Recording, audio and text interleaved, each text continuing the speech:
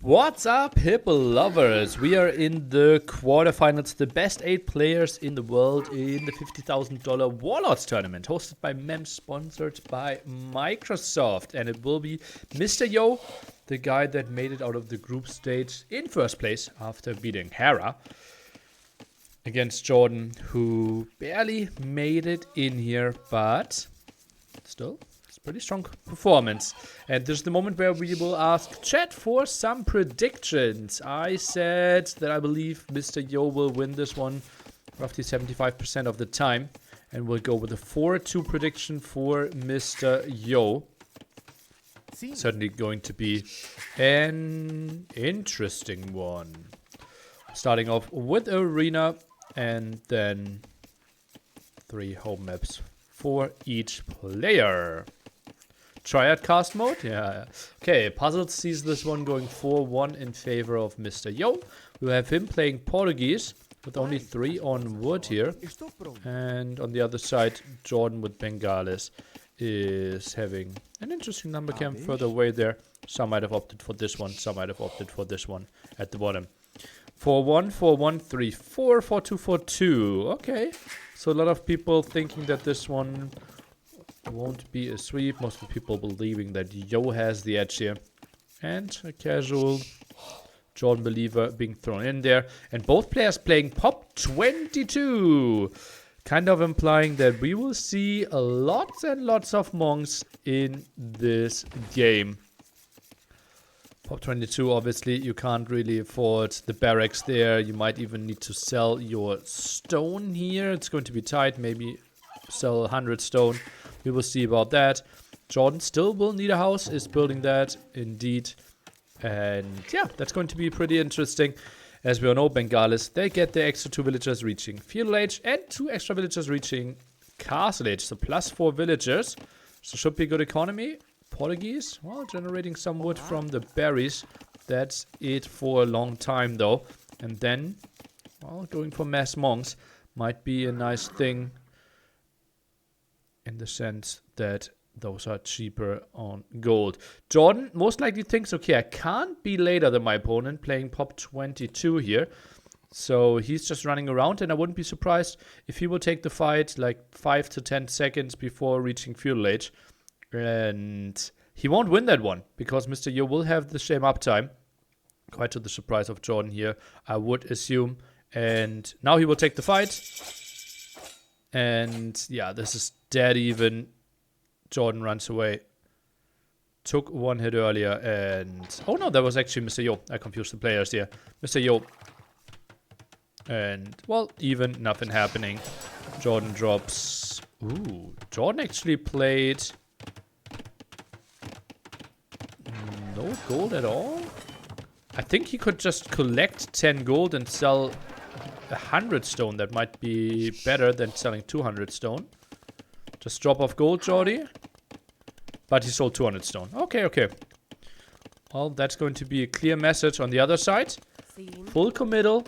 Fast uptime here. Look at that. Pop 25. No, what? Wait. Pop 24?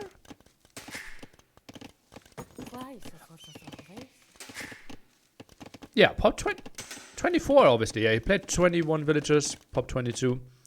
So JorDan with not the prettiest mining camp for my taste. I think if you go like this, double mining camp could make a lot of sense. Do you want to switch colors?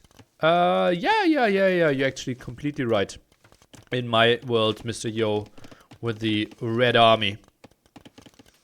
And JorDan, the guy that always plays friend foe colors with blue. Makes lots of sense.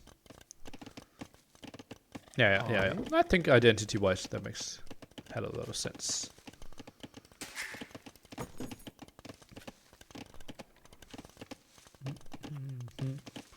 Okay, but not a lot of map presence here, meaning that the castle is probably being built at home.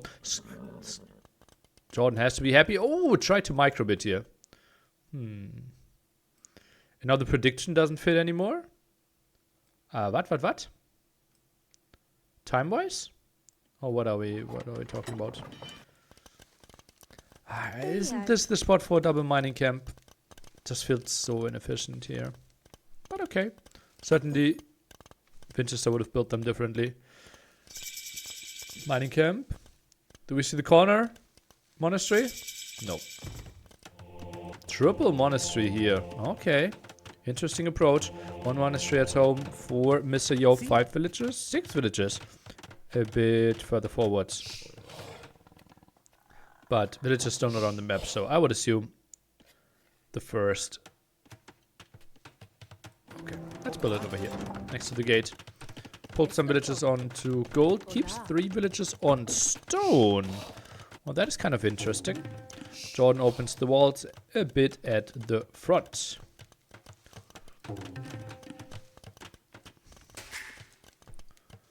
And instantly starts with Sanctity, more HP on his monks.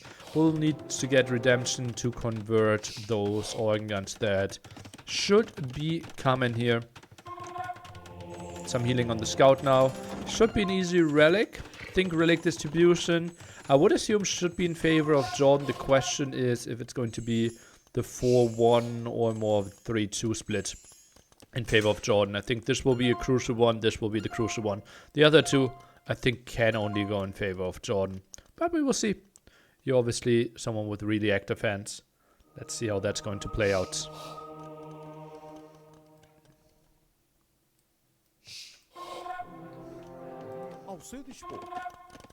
And we see the double mining camp approach from Mr. Yo. JorDan happy to get 1 relic already. Runs away from the organ gun. Now first scout out. Shouldn't really work with the triple monks around. Now even continues with this conversion. Mr. Yo does not get away. And it is 2 scouts. No! Actually lost the scout over here. Kind of was looking over at this area. So it just is as if Mr. Yo lost the scout. Oh, that will be a nice pick-off for JorDan who's looking at it. And are we speeding up here a bit? Kind of looked weird.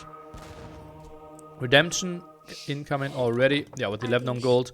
Obviously flies in quite handy. He isn't really going for this gold pile, which I think should be the one he should focus on the most. And that could really surprise Mr. Yo. We have Atonement already and instant conversion here. And we don't have Redemption on the other side. Could be 2 dead monks. JorDan tries to micro this one down. Oh, baby. Gets 1 monk. Gets the second one. Maybe just 1 more pepper. And gets it. This is a great start for Mr. JorDan here. This 4 villages ahead. Nice military presence. And therefore likely securing himself the 4-1 relic lead. Not really sure why he felt like attacking the Jaguar is the necessary thing to do. JorDan would just have boomed. Would that have been better? Looks like a good counter build from Yo. If JorDan just booms, he dies. Then organ guns are overrunning him. Next castle here. And Mr. Yo just pressures Bengalis so much. Don't think that would have been a good option. And JorDan, nice amount of farms. For someone who plays triple monastery, I have to say, I really like that quite a bit. Yeah, this should be the actual counter build to what Mr. Yo is doing. Who's now going double monastery.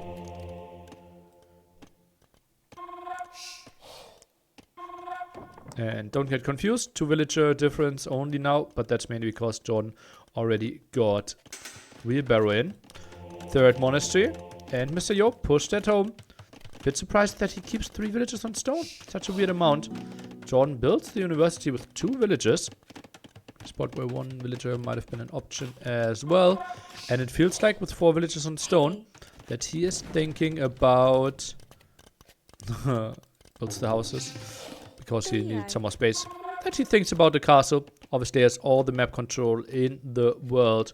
4 against 1 relic, still eco advantage. He has to be happy with how this one is going for sure. And there's the second mining camp. This will be a very reasonable imp timing by JorDan. Has to be happy with that. That's a bit of a lonely monk. Not sure if that can get punished. Conversion actually gets through. JorDan has to be really happy with how fortunate he was. Killed that monk as well. Wow. That's a crazy amount. 3 monks killed already. Now Sanctity. JorDan. Does he not have Atonement? He does not have Atonement, I believe. Is running away. Wants to go Imperial Age now. Maybe squeeze an Atonement would have been an option. Sell some wood. And it is also the speed upgrade for Mr. Yo, so he could chase those down. JorDan gets away without eating a single conversion. This is so incredibly good for Mr. JorDan here, who now should actually squeeze in a monk. That's a bit of a surprise to me. South some wood. Atonement coming in. 40 seconds away, though. Gets behind his walls again. Sneaky monk over here. Sneaky monk over there. And Mr. Yo actually tracking this one down. And JorDan just has to delete. But this push out means that JorDan can't build his castle aggressively. Still, the fast Imperial Age might be really sweet for him.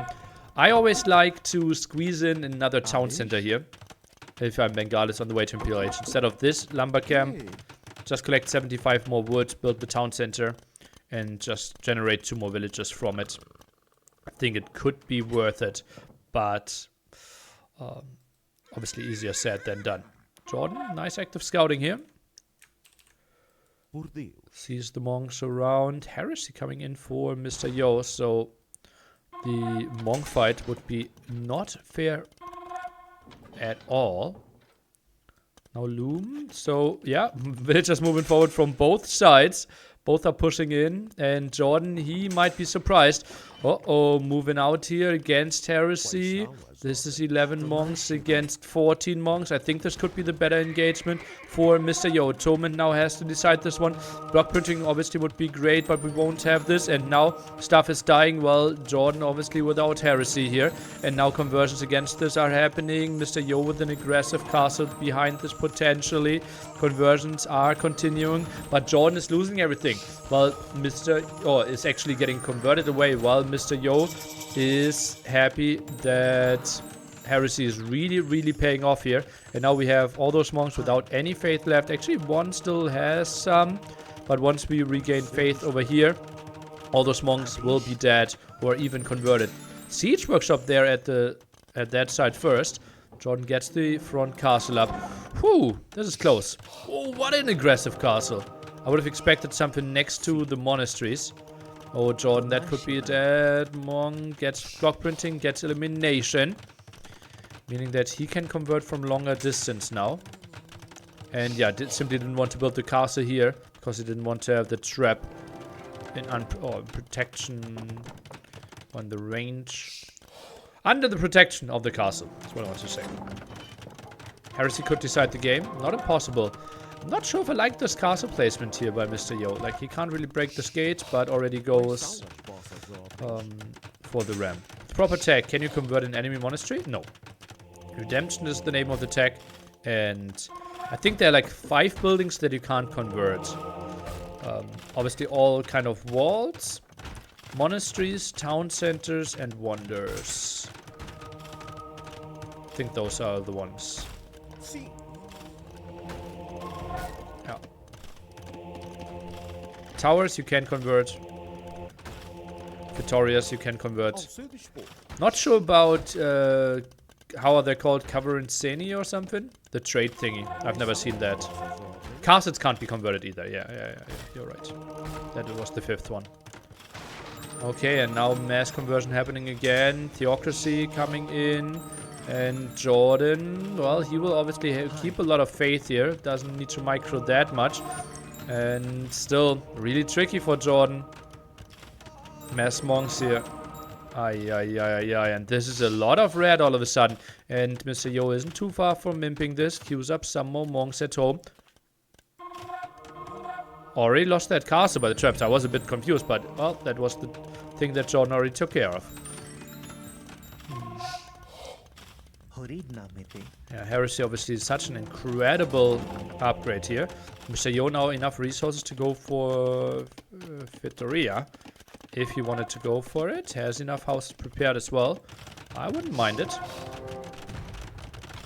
Oh, bombs this one with Petard. JorDan no more farms active at all. Well, he doesn't really need them, right? He has 10 villagers in the queue. And goes for not a single unit that costs food. So yeah, canceling some wills and going for the wood upgrade could be an option. But other than that, I don't mind him not having any farmers. I think Yo might actually be doing a mistake. And as you can see, he's not even reseeding this now. Because he realizes... Oh, obviously Yo can't go Vetteria because he was an imp. So now he could drop down 1, soon 2. Gives up this castle. JorDan still with a better economy. And although this is so wild, we might actually go into a reasonably stable game. Builds that castle further away. Maybe over here might have even been an option.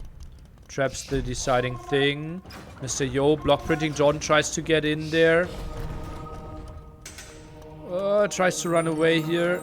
Mr. Yo wants to get block printing and then take the engagement here, I would assume. Monks coming over here. Should get 3 villagers and then run away. Meanwhile, this is the most important thing here. 10 monks against 14 monks.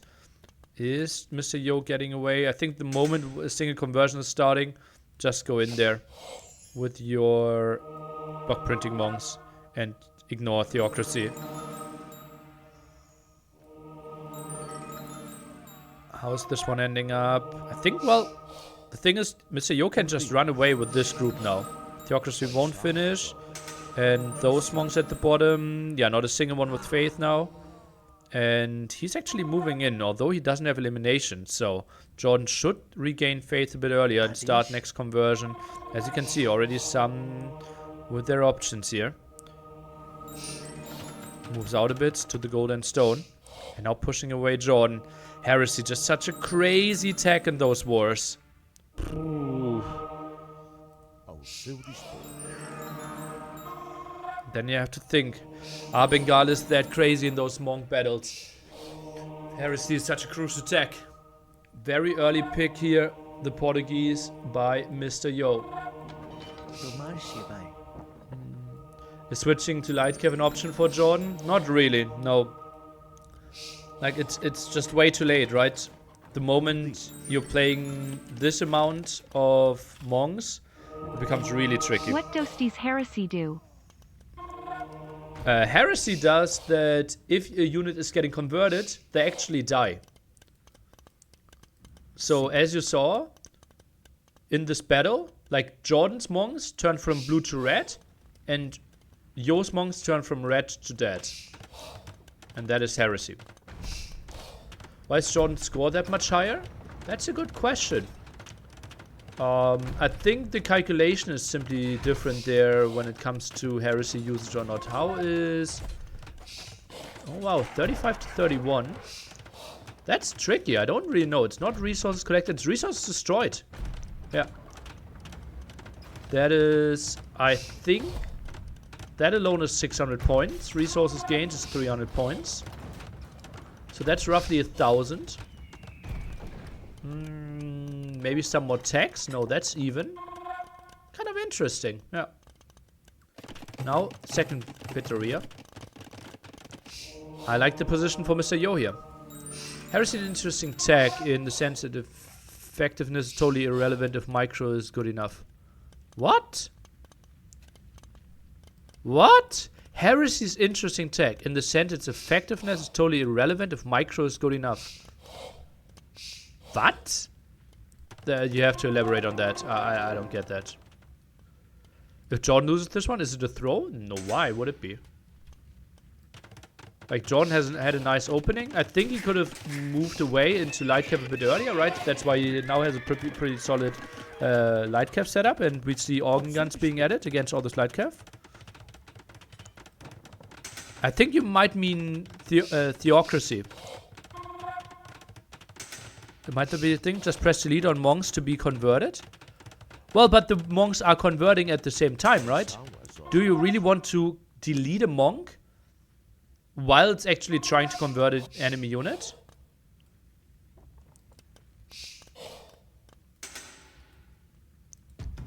Then you basically are never building an army once the opponent has one monk out. That's a nice setup by JorDan. Really nice setup. Yeah, Yo has to disengage here. Ooh, dodge that. Ooh, that was close. And Yo finds another angle. Could actually go for the monasteries first, but decides against it. Chemistry for Mr. Yo. Third victory coming. Nothing on food now, as you can see. I think he should really think about pikes, though. It just feels... Although, I think he just needs to scout. There are two logical options here for JorDan. Going Arbalest or going Light Cav. Kills that one.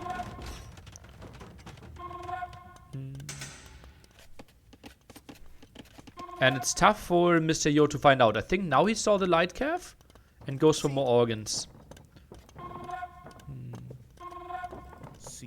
Yeah, also you don't know which of your units are getting converted, right? Let's say you have this group of monks and there are 5 enemy monks coming and converting. How do you find out which one's getting converted, right? We see the lasers, like the red and blue lines in between, but that's something you don't see as a player. 4th Vittoria.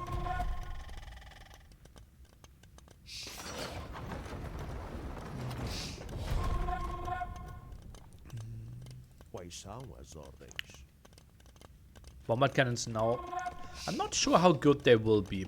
Not 19 organs. I don't think we can get enough light cav out to deal with that. How long does it take for Vittorias to make up their costs? I think 6.5 minutes or something. 7 minutes. We did the math once. Obviously depends a bit on... Oh no, it doesn't depend. Like it depends a bit if you view resources equally. Like, is one food the same... Does one wood have the same value as one stone? Or one food the same value as one gold? I think if you only count resources, I think something close to 7 minutes. Okay, conversions. Bombard cannon going back. And now the light cav are arriving. Let's take a look how the organs are doing against this. I think they should completely shrek. And I think they're completely rolling over this one. The light cav absolutely dying here.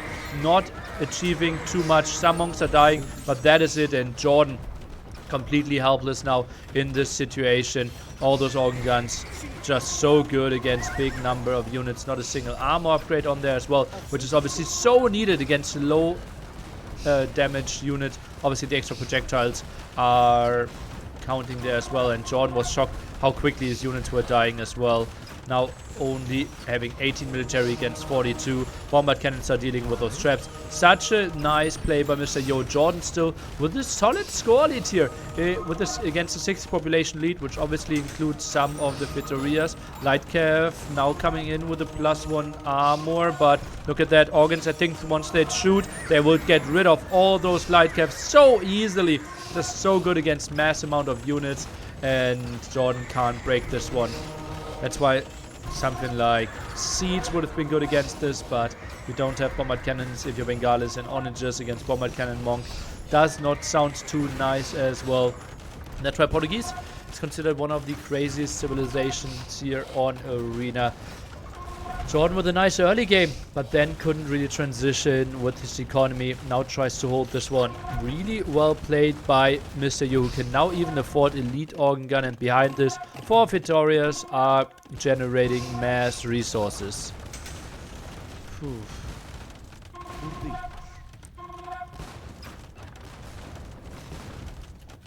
Now the second armor, now bloodlines. Oh, those are all upgrades that we desperately needed for those fights. Such a big difference. But now, 2 armor upgrades. The fight will be the same because organs just gained 2 extra damage. And I think they got an extra projectile or something like that. JorDan runs around. Maybe gets an idea of this castle. Not sure about that. Bombard cannon. Dodged. Light cav over here. Also walled in. Next shot, bombard cannon. Dodged. Portuguese so strong? Yeah, that's actually crazy.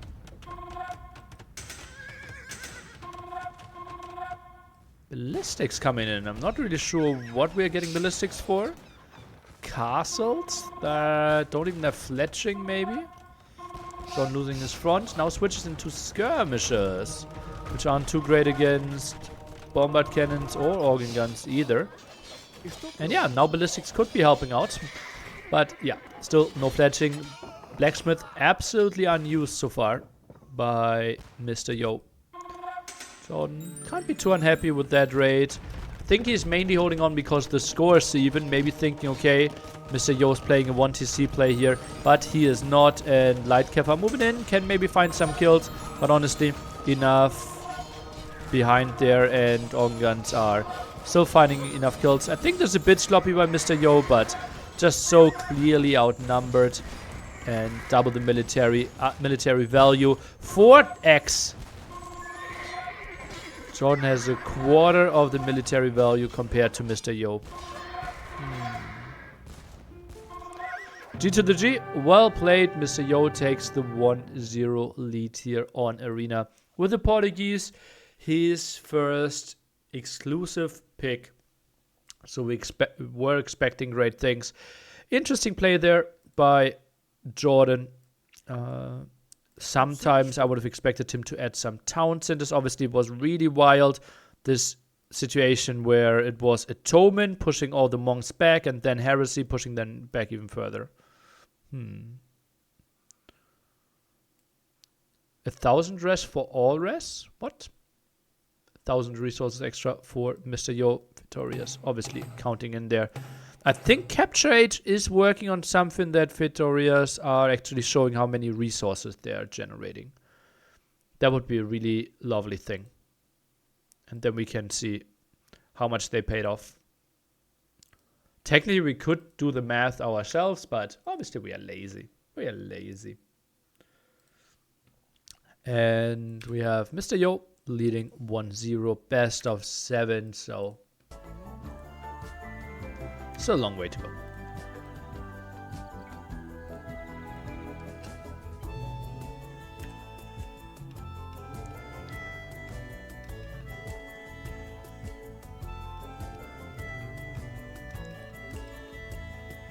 Baltic next. Should be Dravidians against Italians. Indeed. 70 seconds to go.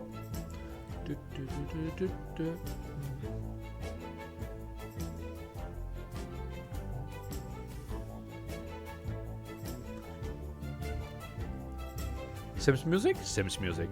Love you and always want him to win, but it would be so great for John to get to the semis, and he looks like he could. Let's see. Obviously lots of fans hoping that JorDan has a deep run here.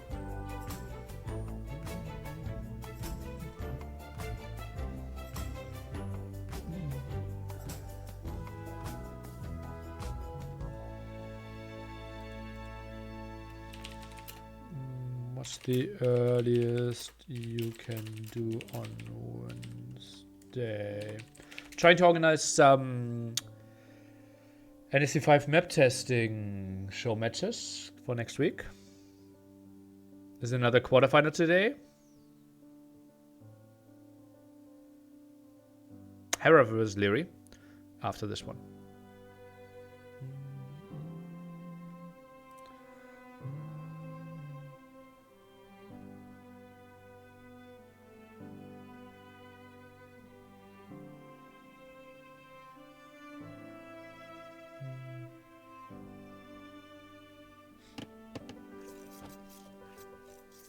What? Warlords expenses jumped from 5k to 10k?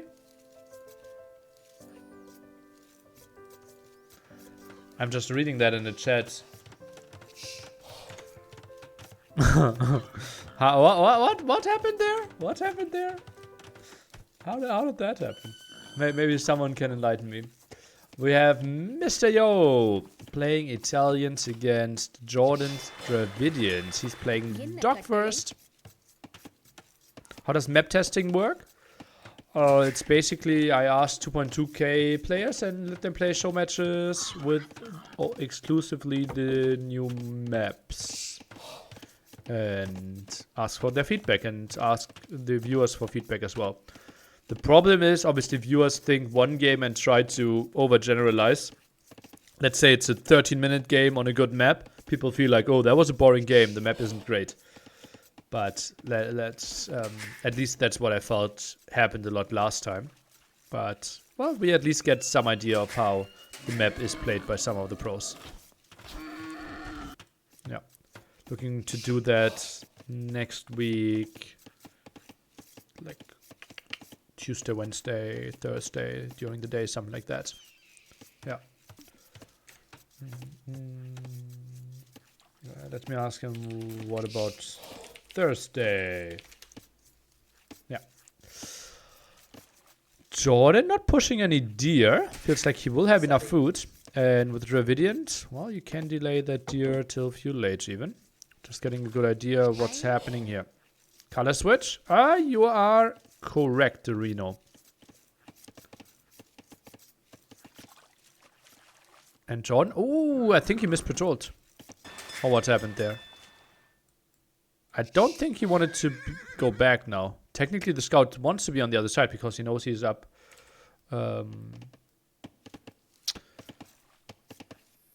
That's interesting. Well. Okay, JorDan is up. Now some villagers onto gold would be nice. Obviously, we'll get a lot of wood anyways. Maybe drops the second dock and actually ups without a single fishing ship while Mr. Yo plays 2. So John's economy will be weaker when it comes to collected resources. Earlier uptime, Mr. Yo is 1 villager behind from what it looks like. Oh, actually? JorDan has no loom. Yeah, the uptime difference is 1 villager. So JorDan -2, but without loom, so -1. Basically, no. It's 17. It's basically no loom, and that's the difference. Now it makes sense. Would the Hippo coaching still be available after NSC 5, or should I start to redeem those? You should redeem those. Yeah. Like, I can't guarantee how much I'm streaming after the goodbye week. Relatively fortunate spawn for Mr. Yo in the sense that we have reasonably long distance and JorDan might even go into the wrong direction. JorDan now adding a fishing ship. A loom. Squeezing in. Can he afford the wood upgrade? I think the resources are there right now. Goes for the 3rd dock. Or we have double dock for Mr. Yo, who still keeps 2 villagers on food. Did not take one of the boars. So different approaches there. JorDan didn't use the deer. Mr. Yo didn't use one of the boars. And scout now around. How many docks is he confirming? Confirms 2, confirms 3. So not the biggest surprise. And JorDan. Eco is so tight, can't afford the wood upgrade. And Mr. Yo, those 2 fishing ships, they collected quite a bit already. 125 food here. And 3rd dock coming in, but no shawfish really. Oh no, there's a shawfish hidden behind here. Oh, needs to wall in this villager though. Gets it in time. Will there be a camera today? Well, in between sets there will be a camera, but I think Hippo Head makes more sense for gameplay days. Yeah.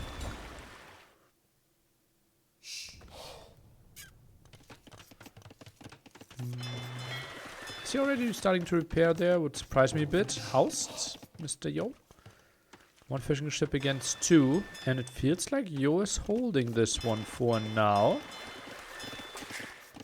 Still no deer. Scout is around. Is he going back to push some? Might be his option. Relatively stable game. I'm a bit surprised that JorDan is not adding any demos here. I think the demo of Mr. Yo comes at basically the perfect timing. And this is tricky for JorDan to engage into now. And Mr. Yo... Oh, doesn't get a good one. Now 4 against 3. Repair bonus should be coming in. Still not repairing. Okay. But holding. JorDan only using 2 of his stocks. 5 on gold right now. And now the big problem here that... Oh, what do we have here? What is happening? JorDan sends 2 villagers around. Instantly spotted by Mr. Yo apparently. Oh baby. And he sends those villagers back again. Oh, I didn't expect JorDan to also try to go for a sneaky land attack behind this. Ooh. Has the advantage here. 6 against 4 fire galleys. Actually 7 on the map even. This one microed back nicely by JorDan. Mr. Yo is microing back as well. Where's the next demo? Well, pretty close there. JorDan has one out on the map as well. Obviously, a deep hit here could give him massive advantage. Goes on to the deer now. Okay, how big is this demo going to be? So Yo, reasonably clumped up right now. Could eat a big one. Tries to split, but this is so tight. Oh, JorDan, that was a beautiful one. Gets damage onto 4. And that one died with very little damage. And JorDan, I think, is in a great spot to win water here. In a great spot. One chased off at the side here. And we see, well, more fire galleys being produced. Some being microed in there. Some more repair at home. Fishing ships are trying to run away. Tries to soak some of the damage. But now it's 1 fire galley against 4. Do we see some more demos? No, we do not. And JorDan with a slight advantage here. Can he repair this one? No, he can't. Repair continues on this fire galley. Fishing ships tanking a bit. And that means JorDan sits at 1 fishing ship. Well, Mr. Yo only has 1 as well now. No HP fire. JorDan gets the kill. Oh, this is a nice play by JorDan. And I was surprised that we didn't see Dravidians prioritized higher from both of them. Gets the villager there as well. JorDan in a nice lead here. JorDan just the same move against Andy with forward wills. Okay. Maybe that's why Mr. Yo was so actively with moving with his scout here. Fire galley trying to protect the fish. Lots of food on that one. Gets away. Demo trying to hide. Didn't want to take the engagement. And now we see some walls and a small pause. Whew. Time to breathe. JorDan should be in a good spot here, I believe.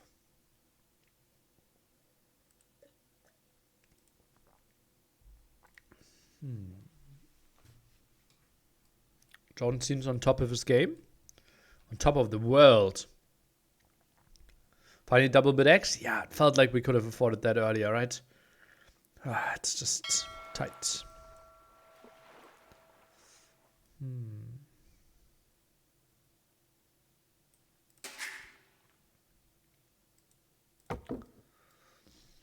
Let me ask Doubt for some co-cast over the next days.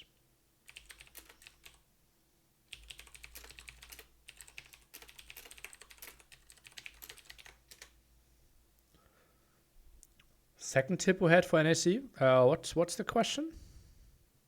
Yes. Game is super laggy for me, unfortunately. Need to save. Let's try again. If it continues, then I guess we save. Okay. That's obviously tricky. What server are they playing?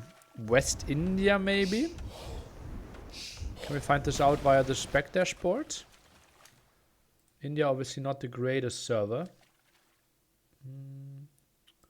Spec dashboard, is it showing that? No, I don't see it.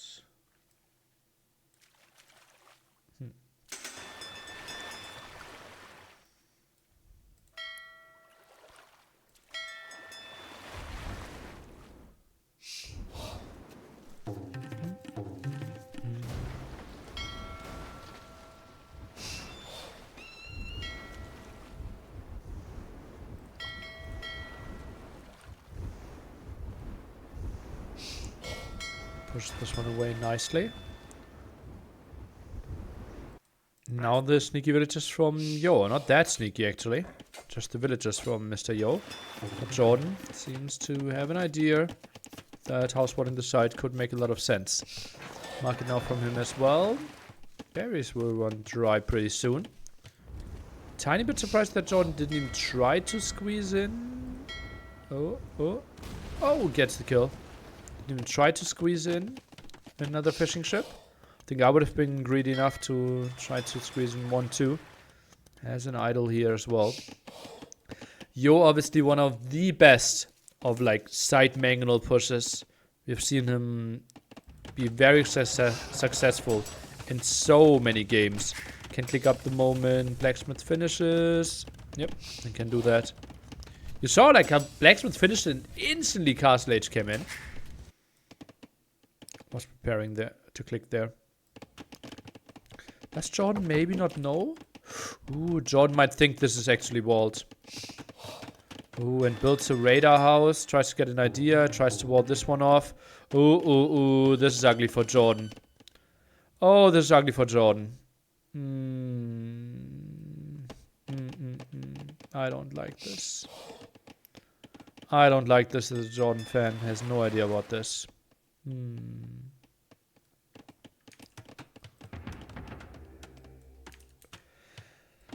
Also, Jordan, no vision over in this area. I think an outpost here, an outpost there could just make your life so much easier. Okay, now it's the second fishing ship. Knows that he kind of won this water, right? Typically, people try to like patrol this area as well, and this area, to see if there's any redocks.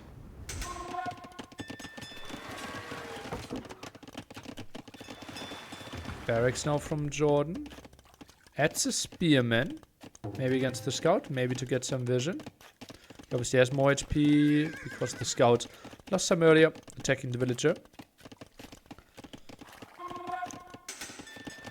And yeah, spearman is more to chase this one down. And yo, this is actually still open, so can easily get in there with a knight. Could be a monastery, could be a siege workshop. Could be both. Goes for the monastery. I wouldn't be surprised if it's a siege workshop follow-up. The question is he adding a town center at home? Could make a lot of sense as well. Maybe some more walling needed. And this one is completely cleared up. First night and sends it out instantly. Ooh, and Jordan will be surprised by this. Tries to house wall this. Instant reaction. Lovely stuff by Jordan here. This is fully walled off, and that's an aggressive siege workshop. Hallelujah. Oi. Gets the TC up. House. Okay, nice reaction by Jordan so far. Some HP lost on the spearman, but that does not matter too much. Spearman out for Mr. Yo. Obviously, those villagers might be stuck if Mr. Yo was to go for a Mangonel here or maybe a Scorpion. TC is coming behind this, so he is playing 2 TC. Goes for the Scorpion. Obviously, Scorpion better against the Spearman. Produce faster, so you can pressure this area a bit earlier as well. And now Monastery and the second Barracks. Pikeman upgrade for the Dravidian. Obviously, a really standard thing. And so much cheaper for the Dravidian. So, nice addition there for sure. Wanted to convert some, but deleted. That's why you never need Heresy. Because if you micro perfectly, you don't need it. Now the Mangonel follow-up. Jordan without a Mangonel, though. That means Scorpion stays efficient, and Jordan now with the defensive siege workshop. Oy. This will be a lot of exposed area. Basically only one wood line for now. Can expand to this one a bit later, though. Wouldn't be surprised if Yo builds an outpost here. Could maybe collect some more stone at the same time. And indeed, outpost is coming in, knows that the Mangonel dance is now about to start. Pressures the starting TC. Gets redemption as well. Does he have sanctity? No, he does not. But knows that Mangonels will be around. Jordan's fishing ship count at only 3. Ooh, I think especially with Dravidians, they are so incredibly good. Would have loved him to see for like 6+.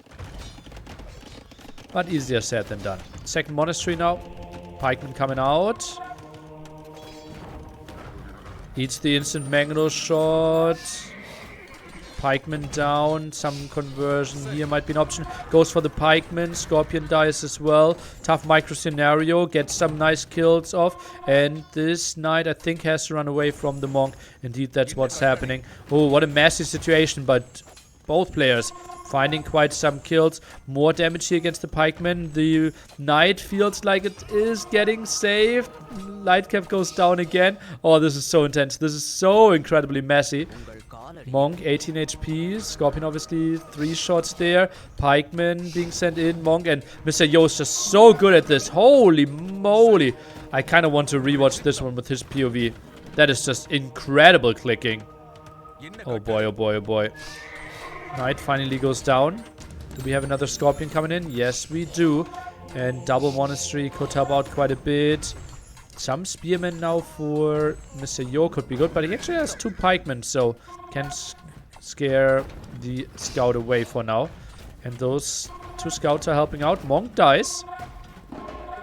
Jordan micros this one like a beast. Behind this, Jordan CCs are running. Mr. Yo more on the idle side. Obviously needs so much attention here. Nice ground attack against those wilds. Knight gets converted. No, might get killed there. Scorpion still finding kills. Oh, this is so intense. Oh, gets the villagers. There's only 1 villager left for Mr. Yo at the front now. Get some more repair in. Really low, though. This is tight. This is such a tight game right now. What a weird army composition. And pikeman killing the scout. Spearman goes, Scorpion goes down. 1 more shot of the Scorp against the Mangle. Won't happen. Saves itself next to the town center. Nice micro by Jordan. What a nice game. Now adding some fishing ships. Pikeman deleted again. And lots of wood here, yeah. Both players floating quite a lot of resources, I wanted to say, but actually it was mainly Mr. Yo is now going for 3 docks behind this. And tries to reclaim water. Jordan not using his fire galleys to the best of their abilities. Would you go for more fishing ships here if you can keep up sufficient pike and siege reaction? Yeah. Like, ideally you even want to add them a bit earlier, right? Ooh, that's a nice move by Jordan. Wow, saves this mangonel. Saves the mangonel again. Wow, that hero mangonel took so much damage. And that was a lot of friendly fire here. 2 kills, 1 of them friendly fire, 5 kills now, 1 of them friendly fire. Some more healing. And I think Mr. Yo will reclaim water then.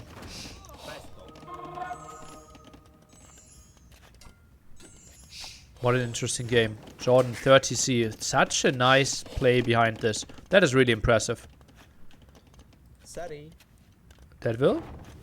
No. Focuses on the town center. But now with the villagers dying, that means outposts are not really an option. Jordan sees this. Okay. This will give him a chance. He actually takes light cav instead of war galley. Interesting.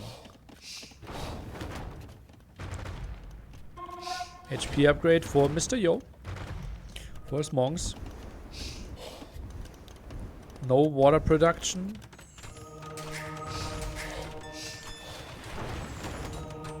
And this monk might even die. Wow, that was a quick conversion on that villager. And every pike converted now is so good for Mr. Yo because light cav are arriving. That pikeman went a bit too far in, and that means the light cav can now kill all the monks here. That one doesn't have any more faith, and he actually gets a second conversion against light cav here. Mr. Yo can't complain about the conversion speed here. Maybe trade off 1 mangonel versus 1 mangonel. Good enough for Mr. Yo, distracting all this. While Jordan, it feels like he still doesn't know that water could be attacked pretty soon. Oh, Mr. Yo actually converted a villager, so the forward continues and he can keep up being annoying. 64 against 81. Resource collected super close though. 2 eco upgrades for Jordan. 2 eco upgrades for Mr. Yo. Spearman joining the party. And Jordan tries to get more vision over this area. Spearman against light cav. Should still be won by the light cav, and Jordan is now continuing to produce. But you always want to have war galley first and only then start producing. Because then your production is so much faster. And Mr. Yo is adding 6 fishing ships? Oh no, not sure about that. I don't think you won decisively enough. Yeah, this I think with Italians it makes somewhat sense. But this is a bit too optimistic in my books. Why are the rest collected similar? Did he have an early pressure advantage with the forward or how? Worker efficiency. Jordan is simply down there, right? He had to run a lot, had to repair with villagers a lot. Like those villagers had to run. It just makes it tricky. While Mr. Yo completely untouched at home. Every time you repair something, villagers are Not really collecting resources. And yeah, JorDan 1 water back. So those 6 fishing ships, I would just assume they didn't really pay off. Yeah, we'll die instantly.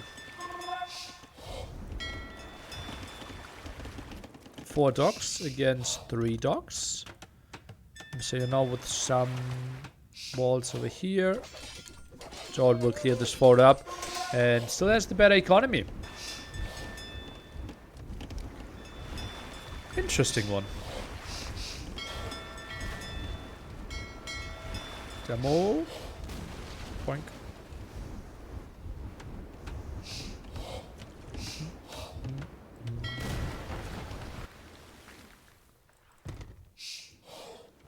Stone wall, left hand side.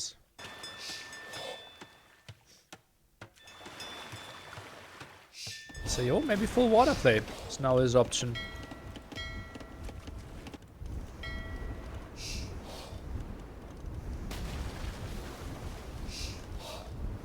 Wood game? Oh, Mr. Yo would be so good at that. Although we remember some legendary old games. JorDan against Mr. Yo. Hidden Cup semifinals. Where we had a super long game and JorDan actually won it. We ran out of wood in that one as well. On Arabia. Hope to see some elephant archers. Are they that great against Italians though? Like elite skirms, full upgrades. Oh, JorDan's food economy is crazy good, so not completely ruling that one out. And such a good food eco, I wouldn't even be surprised if he gets shipwright early imp.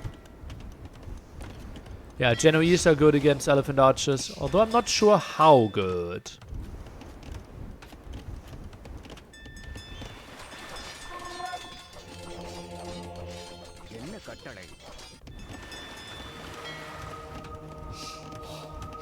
Castle could actually die in a wild world. JorDan with the transporter, maybe for the relic in the middle. Don't really think land aggression is something on his cards right now. Rather wants to clear all this up first. Yeah, he focuses on water fully. Italians don't have heavy demos, so I actually think Italians, after the initial fast fire spike, should switch into galleons. Yeah. Did I say no heavy demos for Italians, or what did I say? That's what I wanted to say, at least. Still only 4 docks, and obviously more area here to take. And yeah, it's indeed JorDan gets the 3rd relic for himself. Mr. Yo should get 2 quite easily. And another pause. JorDan not playing on the best conditions here, apparently. Too bad to see that. Yes.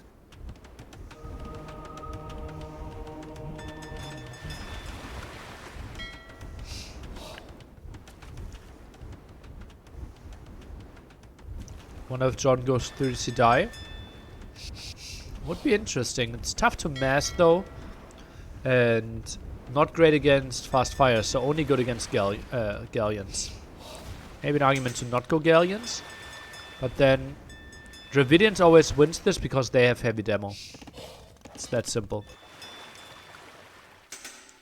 And yeah, look at JorDan's resources. I think not queuing anything anymore and instantly going for shipwright could be the right thing here. Mr. Yo's resources also would allow him to go for shipwright. Crazy, crazy upgrade. And JorDan goes for it. Love it. Absolutely love it. Faster production of the ships, plus less food investment. JorDan's castle spot is a bit strange. Well, it was gold and stone and allows him to redock quite nicely if that was needed. More docks, love that. Relic count 3 to 2, kind of what we expected. And yeah, Mr. Yo, I think you need more docks. Oh, gets shipwright instantly as well. This should get under the castle. And as I said, demos. Heavy demos is the way how JorDan wins this game. Or wins the water fight at least. The tool that Mr. Yo does not possess. JorDan playing the wood game. Well, he is certainly getting control over those areas. Getting those trees. Makes lots of sense. Next step is to tag Onager. And try to cut wood lines of the opponent. But yeah, feels like JorDan should have more control. And is getting heavy demo now. Good situation here for JorDan. Has lots of water control, goes for Theory Die as well. Against what he sees, it doesn't make that much sense. But he might expect, okay, you can't play full fast fire, so you have to switch into Galleons. So I actually don't mind it too much. Crazy armor unit, great against Galleons. For now, JorDan, Mr. Yo's or staying on fast fires. So the army composition for JorDan apparently is let's go for 9 transporters. Okay. Yeah, that's probably a reason for disqualification here. Trying to troll the opponent. JorDan should go heavy demo, Theory Die. He doesn't need fast fires anymore, I believe.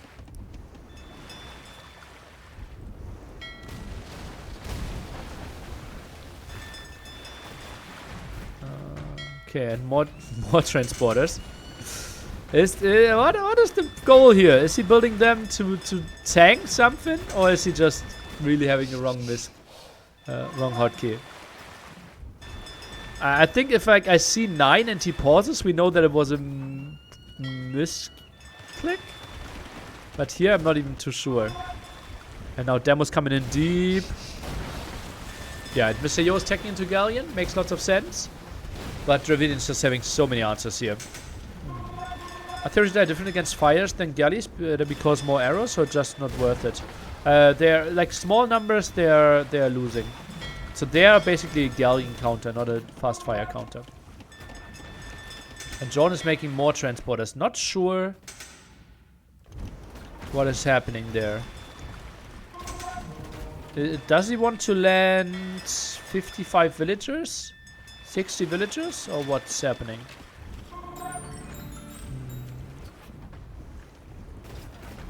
Yeah, or maybe he just sends all of them in and goes for 60 villagers on the one. Yeah, he wants to land patterns. I think now he's just pausing to change his hotkey.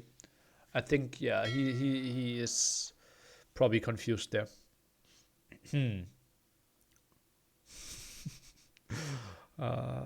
Yeah.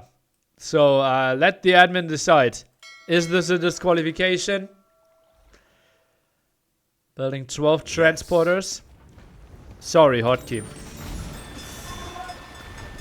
Yeah, JorDan's hotkeys got really screwed up by the last patch. Like, in practice he also had, like, multiple times had to redo his hotkey.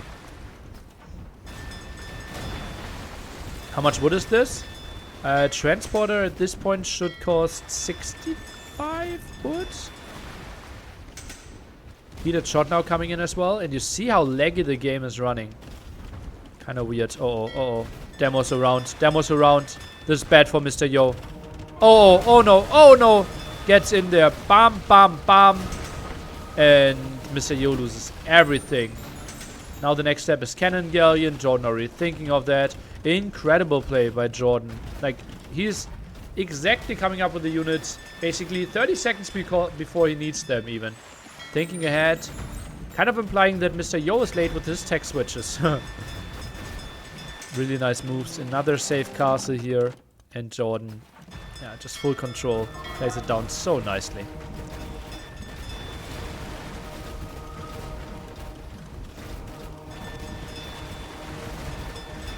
Yeah, Masters to die behind this demos. Your as Italians can't take a good fight anymore. Bam. Heavy demos, just the absolute killer.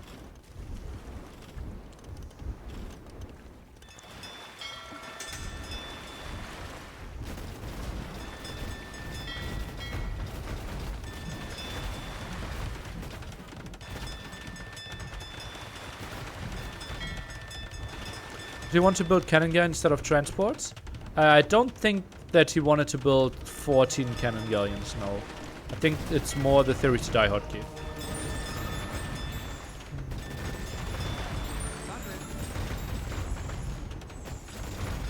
Okay, now some conversions here. Cannon galleon count not that high. Elite cannon galleons, only 2 out here. And that castle is denied. JorDan keeps up his population.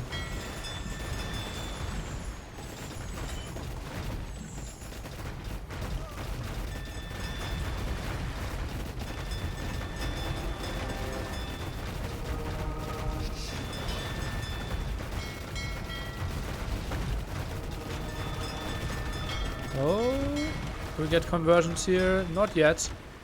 The range of those is not crazy with 9 against the... Oh no, that's... Yeah, 9. Against the 12 of the monks. If Mr. Yo got the range upgrade, which he did. Mr. Yo so starved for wood, even goes for the stragglers at the front. Still gets wood here, has some wood there. 73 on wood. And JorDan now goes for those side things.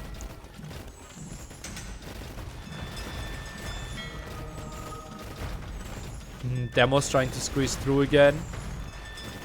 Oh, this is really bad. This is really bad for Mr. Yo. Eats those. The demos are just arriving. And now there's no more fast fires. And that means all the galleons should die behind this. Galleons can maybe now even die against those demos as well. Let's take a look. Are they going in deep enough? Not deep enough, but still reasonable damage. Cannon galleons are shrekking everything. JorDan with an impressive game. Not much else to say. Some more ships here. Don't really need the fast fire there at all, I believe. A bit surprised that JorDan adds more fast fires in this spot. JorDan takes into skirms now. Wants to have some defense. Knows, okay. Water will be won. The next step is to secure the sides. So that you are running out of wood. But Mr. Yo, a solid 6,000 wood in the bank. Hehe.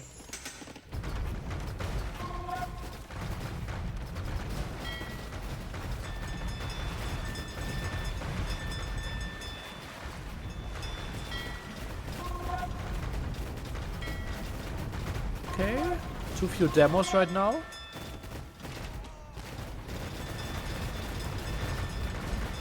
Where are all his demos? He has 8 out on the field. Not really sending them in. Okay, now they're squeezing through. Now they're arriving. So much body blocking. Yeah, and that's the end of the fast fires of Mr. Yo again. Was at pop 140 while JorDan sits at 200. Cannon galleons took out the castle at the bottom here. That push is kind of stopped. And Mr. Yo is trying his damnedest. But how? How do you deal with such reckless hate from Dravidians on water? And yeah, I said it. After we didn't see the ban, I expected Dravidians to be picked by both players actually. But we've seen Spanish and we have seen Aztecs. So people have to think, okay, those are even better on their respective maps where they will be used.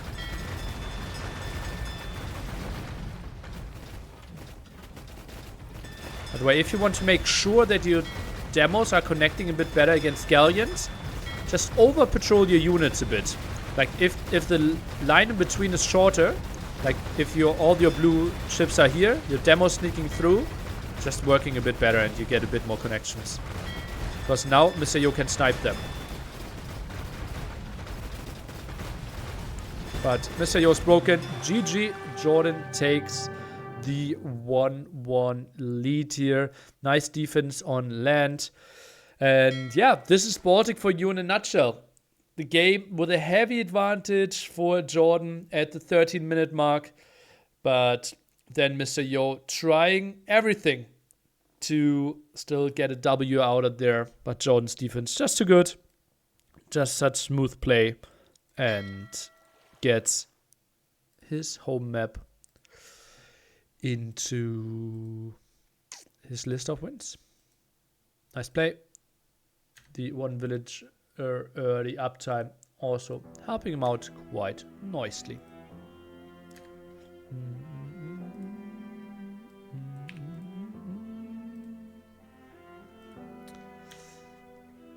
And we can X out some of the maps and civs. Arena.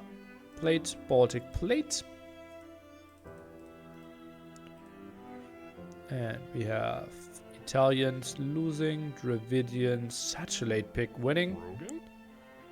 We also have Bengalis losing and Portuguese winning.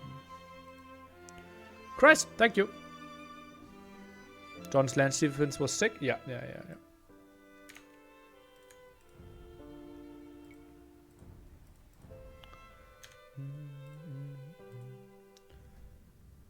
Cartographers. Sign up, I think, closed maybe.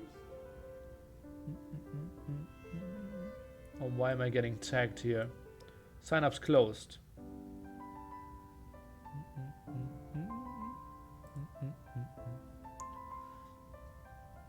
So brackets should be out today then, right? For cartographers?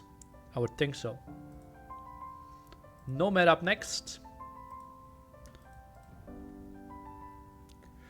Spanish against Koreans. Kind of what we expected. 2 minutes to go. Are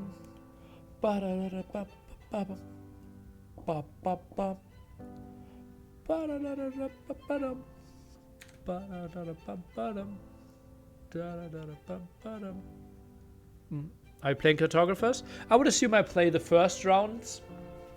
Like every time we consider ourselves, like if it's 90-10, if I'm playing, then I'll probably play.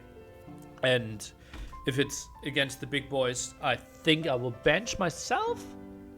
Although last 2v2 tournament I had really good performances. Right, I think last 2v2 tournament we 3-0'd Nikov and MBL, and I played 2 games of those. Yeah.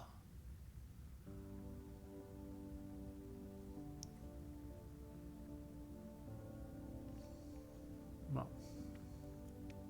But I think, especially like I'm already decreasing in skill, right? Because I'm not grinding right now. Just the first rounds, have some laughs, and then let the big boys play. Like we didn't really talk about it, but it's the unspoken agreement, I believe.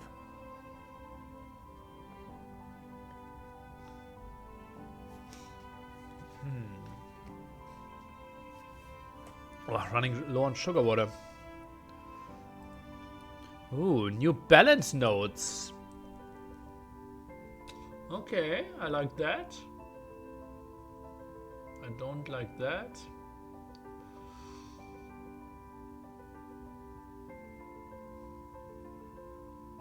That's irrelevant. Okay, that would change one of the games that we've already seen. Oh. Okay, and one really massive change that Tedder would be happy about. Yeah. Interesting. Okay, what's also interesting is Nomad. Mr. Yo with a relatively late town center against the Koreans of JorDan. As you can see, 40% when we are 12% here. Servidora. 5 villages building against 3 villages building though, so we'll be reasonably close. Remember that Spanish don't build their starting TC earlier. Dock at the west against Dock at the east, and really bad deep fish here for JorDan. That's really unfortunate. Over here would have had 3, over here he would have had 3, and he kind of docks in between those 3 docks, 3 deep fish on each side. That's really unfortunate for him. Prediction channel points. Who wins game 3? Neely, what is your opinion on the removal of cartography? Shouldn't it be brought back? I kind of like it. I think having vision makes casual team games way better. Change color maybe? Not maybe. Change color. Exclamation mark. I think especially for people that are queuing up team games without being in voice with their teammates, it's an absolute must. And I think for tournaments, I don't think it's changing too much. Like, Battle of Africa wouldn't be played too differently if we had cartography or not. I actually like that people can communicate more. Yeah. It's obviously, like, dear in my heart. An old tech. But all in. Oh boy, oh boy, oh boy. Are there still remakes before the 3-minute mark? No. No. We got rid of all those restarts. Only if it's a bugged map. And this one obviously is not considered a bugged map. An unfortunate one, but certainly not a bugged one. Shared exploration has made things so much better. I think so as well. I think the average team game experience got better. Playing with randoms is often super sad on wallable maps. Yeah.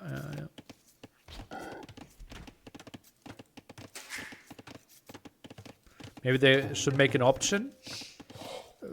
Yeah, I don't think that would change anything. Like, it's obviously in-game an option if you have a custom game. Shared exploration, yes or no, but I think in rank it should just be on as a standard.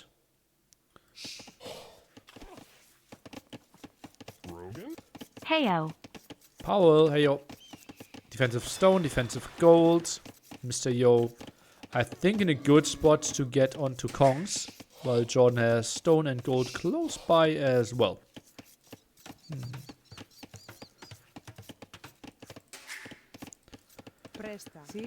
Yeah, I think community prefers to have cartography not in the game and just have shared exploration as a standard. I'm pretty sure about it. Ooh, JorDan plays fast feudal. Ooh, and sends those 2 wilds away. Kind of indicating that he does not want to build a second dock anywhere here. Is he trying to dock at the other side? It's like this villager might build a dock here. Again, really bad dock spot if he wanted to go for it. In between the deep fish and far away from shorefish. And the other blue dots are all pigs, from what I can see right now. Yeah, this is the only real villager. Still not on gold. Wants to loom after this. 3 fishing ships. Oh, this is so unfortunate for him. Score? What are you looking for, my friend? The score at the top or the score at the bottom?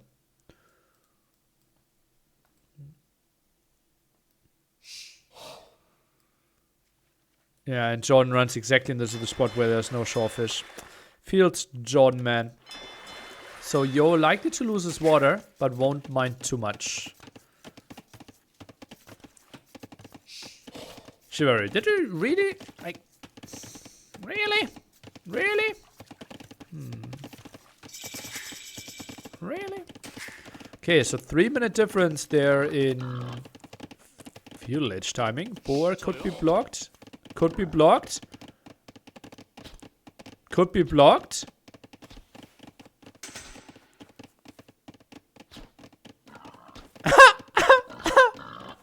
Okay. We got it. No.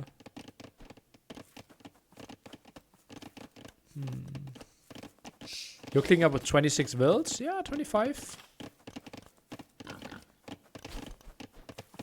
And the third dock here, but long walking distance. Still not a single fire galley by JorDan. Because he didn't have enough gold because of this, or what's happening? This is not great for JorDan. Also, I don't think that those stone walls will make any sense. Be reminded that JorDan will be in feudal age. The moment Yo already has the castle. So one single petard is killing those stone walls. And a castle could also be just built here. Yeah, I don't think the stone wall will hold too much.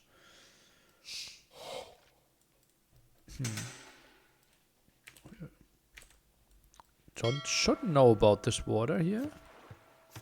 Goes for this at the bottom. Look at what JorDan sees here. Actually quite crazy exploration.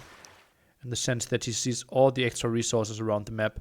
But still didn't pressure Mr. Yo's water. This is so chilled for Mr. Yo. Does he have a mill? Yep, he does. And JorDan didn't even get the second dock up there at the top. Not that it matters too much. Let's see how well JorDan can quick wall this. Takes the fight on the hill. Would have liked JorDan playing land. Well, this map, honestly, I don't think he could have achieved anything, right? Defensive gold, defensive stone. Already partly walled by Mr. Yo. Don't think he could have gotten anything done. Could have done. Yeah.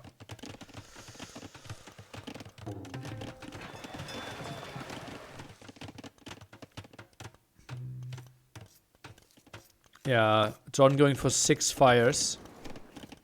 Doesn't really know what's happening here. A galley here could have made... Nah, not even that. Mark it now, but John's timing won't be too bad. What does Mr. Yo see building-wise? Like, where is he going to build his castle? He obviously feels like super easy, super safe. He could go for a wild one here. By the way, I really like this. Safe dock in the center. And JorDan does not see it. Might see it with this waltz though. Yeah. What's Koreans play versus Kongs? War wagons, towers, or skirmishes? Probably tower or skirms is the way to go. Is FC an option against Spanish FC Kongs? Well, if you have a good map, I think yes. I like those fire galleys. They really went to the edge, trying to find all the fish. Mr. Yo tried to redock here, but likely to lose all this fish. And now the outpost. So I think Yo could build the castle here. Should go for transport to get the Kongs behind the wall. Well, won't be that easy, right? That would be an interesting tower. I think one fire galley and then try to rush on the tower would be a thing. Gets the castle up here. JorDan not enough stone to counter this. Build some walls behind. Aye, this is costly. This is costly. This is still not till the edge. Oh, this might be very problematic for JorDan. I think he will see it. I think he will see it though. I think this is something he will spot.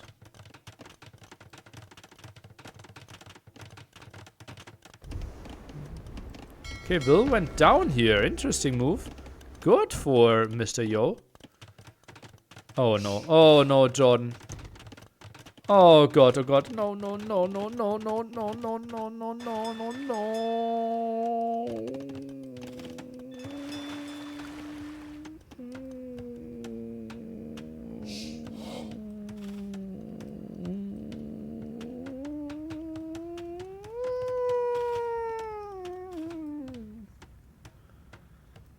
Easy. I always believed.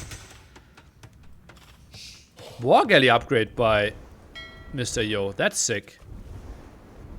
Didn't even expect that. And that means JorDan will lose most of his fish even. Petard here. Doesn't need to go in there. And oh, not in time. If he gets in there 10 seconds earlier, he gets the kill. Kong runs around the long way. And Petard probably just get in here. Some Kong fire as well.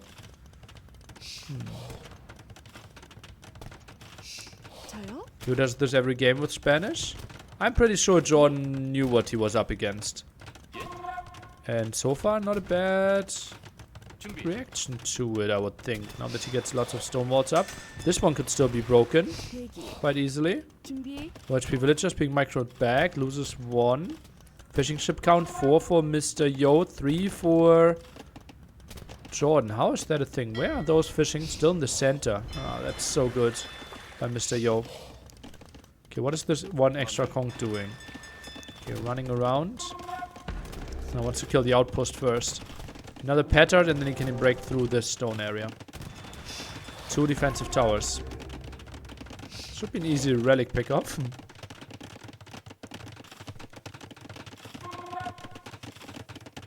Players only with the wood upgrades. So far as eco upgrades. And Mr. Yo will lose this water. Villager runs into its death. Not a clever one. Really not a clever one. I'll be very distracted here. One villager down. 3 Kongs moving around. Villager went down. Fishing ships went down as well. Kong converted at the bottom. JorDan without fletching. So those guard towers are kind of tanky, but not the craziest damage dealers. And Yo, that is a bit sloppy that he allows JorDan to re-wall. Nice opportunity taken there. You could even wrap around the top. That's how this Kong got there, yeah. Ooh, what went down? Oh, the village over here. Okay. Another TC for Mr. Yo. And this will be tricky for JorDan. 38 villages against 32. JorDan some fish, but this will be very limited. Mr. Yo can't be too unhappy with how the early game is going. Unlikely that he finds another villager kill. No, he does not for now. And can just move in and out. Get a villager kill even. Obviously 3 Kongs kill a villager if all of them are hitting. And with 4, your odds are quite in your favor. One more shot maybe? No. Runs away. Does not want to eat a conversion. So were the walls worth it, or should he rather have built towers right away with the stone? Well, those walls are needed 100%. Right? Otherwise the castle will be dropped here. That's not an option for you. More Kongs coming around. So I think the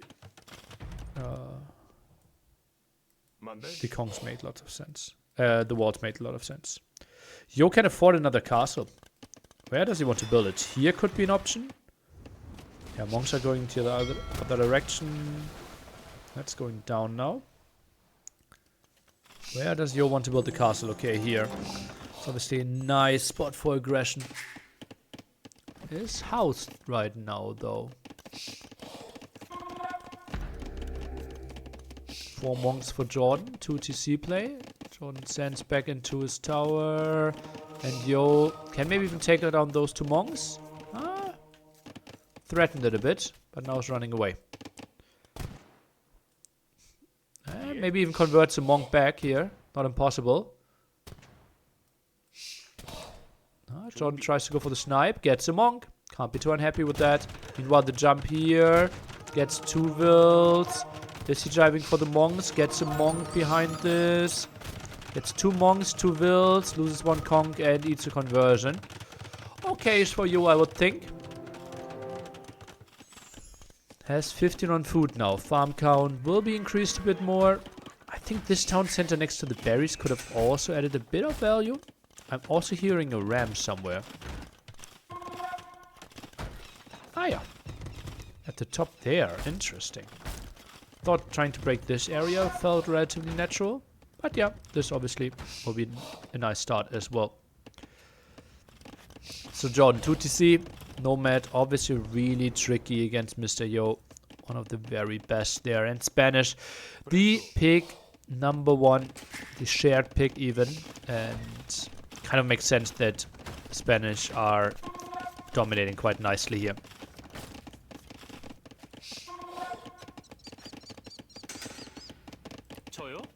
Soyo?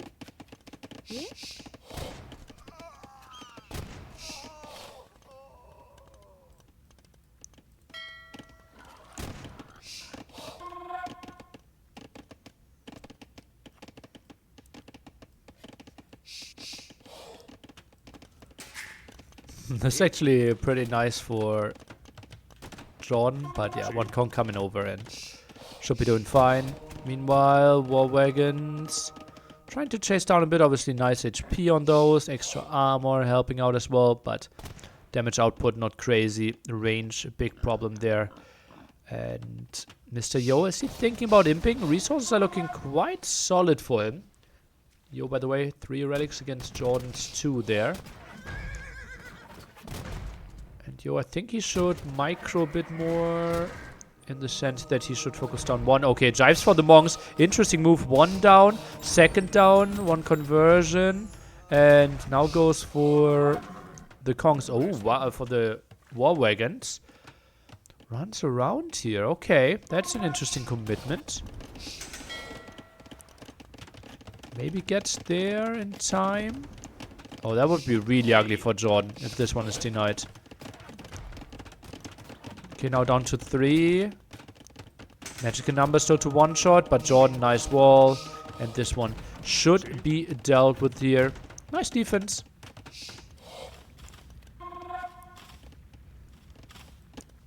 And Mr. Yo, reasonable farm count and has 5 eco upgrades already.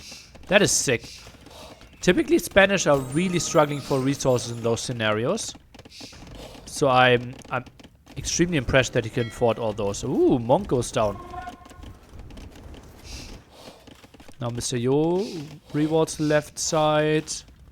Could maybe reward or wall this area. Now double monastery? What? Against the war wagons, Kongs and monks or what? Oh wow, didn't think that would be an option. Then I think Inquisition is the next step. 100 food, 300 gold? Would feel very natural to go for it. Does not have a lot of villages on gold. Triple monastery. Those walls, maybe just in time. Should JorDan add fish? Yes, 4. I think he could add like 2 more, but it's not really adding too much right now.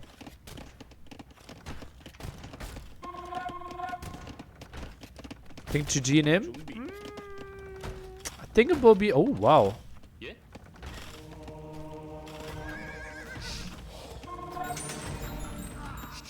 Only got 1 war wagon. I think JorDan will have a nice forward position. So I think JorDan might continue playing this one. Score will be reasonably close as well. Oh wow, defensive castle by Mr. Yo. Tries to stop this one. Mr. Yo needs to control this gold. That's a big thing for him.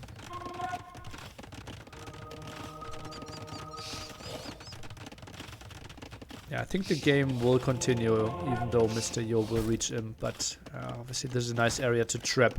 Like traps here will get rid of so much of JorDan. So yeah, it might be actually the GG. Question is if JorDan will call it there.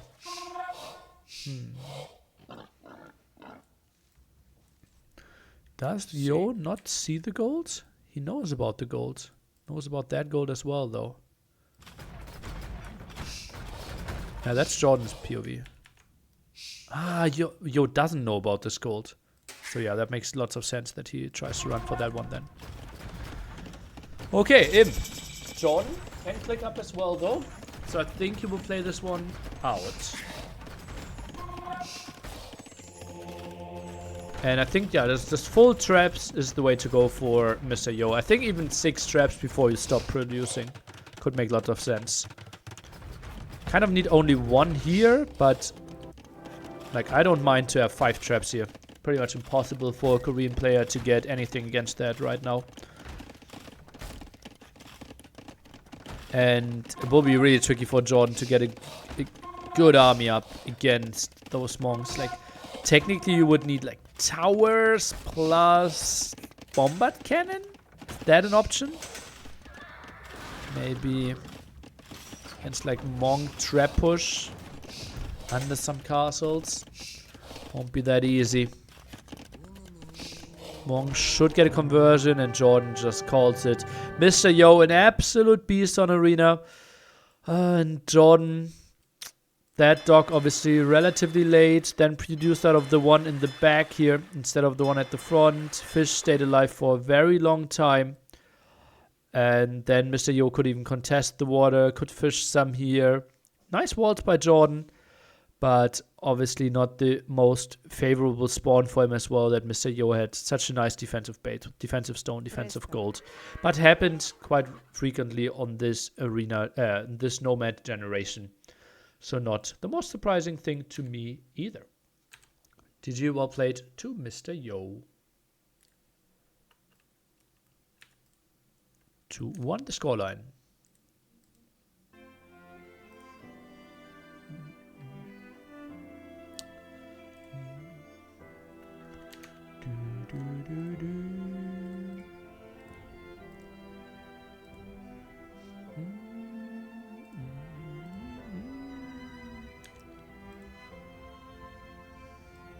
And up next will be Enclosed.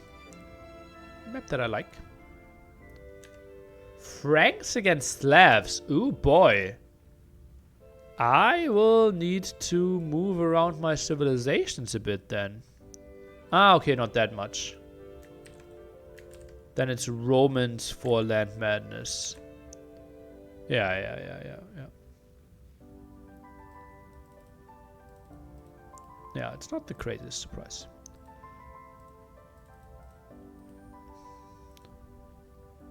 So the early picks of Mr. Yo showing a lot of success.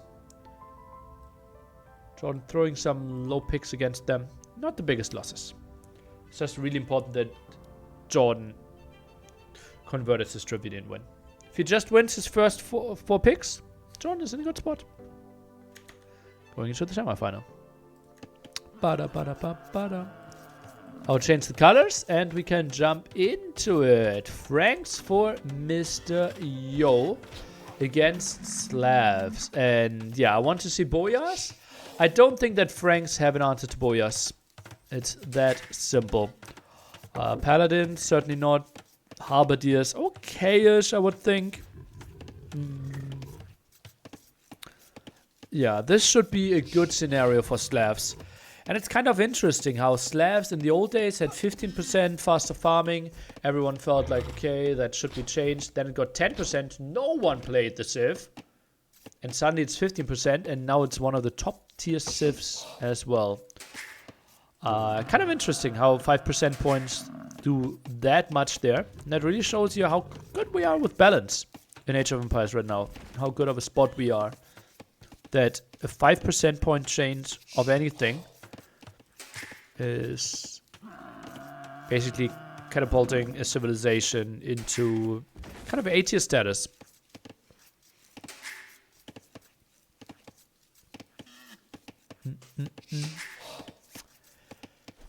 Yep, but Enclosed obviously a long distance, so drushing not really an option. The question is, are we playing Feudal Age aggression and with what? 2 on wood kind of implies that for Mr. Yo. So we're expecting some scouts here. 3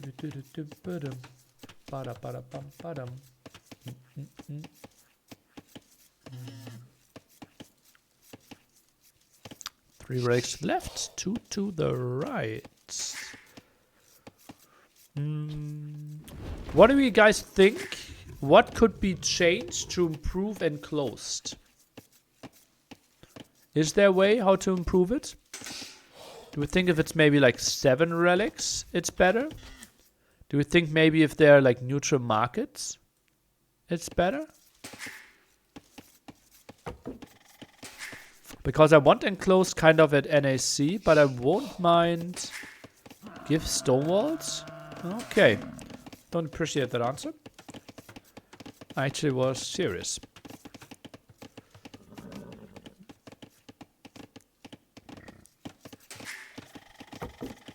Any ideas? Any input? What could be done? Only 6 on wood here for Slavs. Obviously can save 2 houses. So barrack stable. Okay, now he sends 9. That feels too much again. Funnily enough.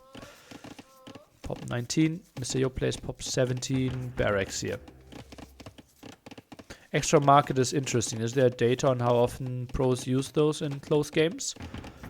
Well, it has barely been implemented, right? African Read Bets has it. And I think another NHC map has it as well. I also am thinking about making this wood line only 50 wood.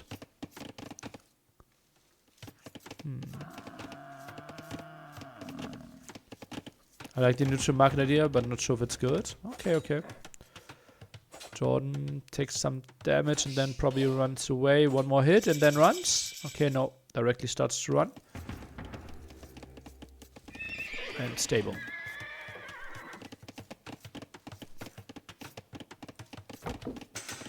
What do you dislike about it? I just try to freshen things up a bit, right? Enclosed has been around for quite some time.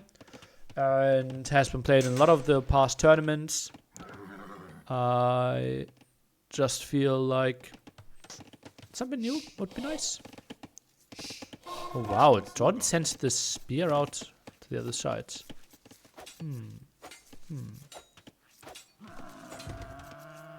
Bum, bum, bum.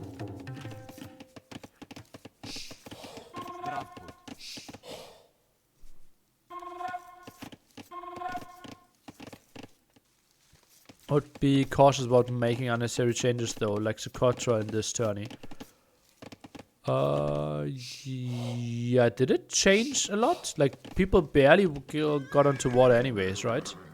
So I think it was a change that looked more like a change than it actually was.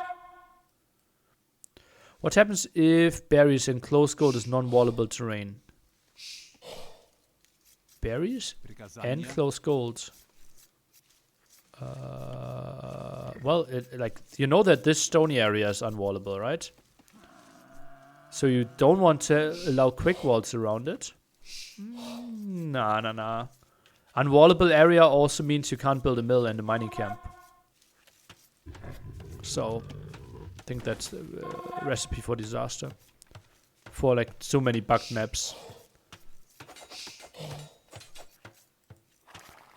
I think Socotra hasn't been picked as much as it would because of that though. You think so? I think people generally don't like Socotra that much. Even the other version, the older version. Smaller circle of non-buildable terrain. Well, then you really struggle with food farms, right? Like with farming space, it's already tight here. I think that's something I don't think adds too much of like a new fresh idea. I think it changes the map a bit. And not to the worse. It doesn't excite me more. But I think in close it's totally fine if we keep it as is.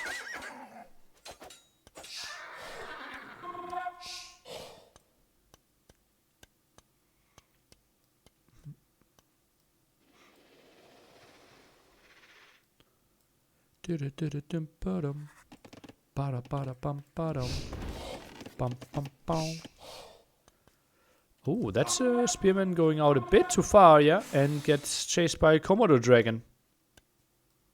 And JorDan, yeah, he's a bit out of position because of it. Because of the Komodo dragon. He sent a scout to kill the Komodo dragon and loses the village here potentially if Mr. wanted to commit. Is indeed doing that now. And Komodo dragon continues to do the damage against the spearman. JorDan, nice reaction. Saved the villager and is kind of in an okay spot here. Needs to get some more HP on the palisades though. Not really sure about that scout. Is it an auto scout? Feels a bit like it. Spearman going over there. And Mr. Yo with 8 scouts out on the map. Still 3 at home somewhere. What's happening here? Oh no, 3 over here. Oh, and they are arriving and Mr. JorDan won't know about this. And that's a deadville. Kind of guaranteed here.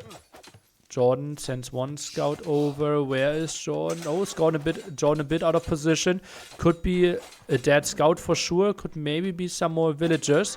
Oh, this is a good opening for Mr. Yo.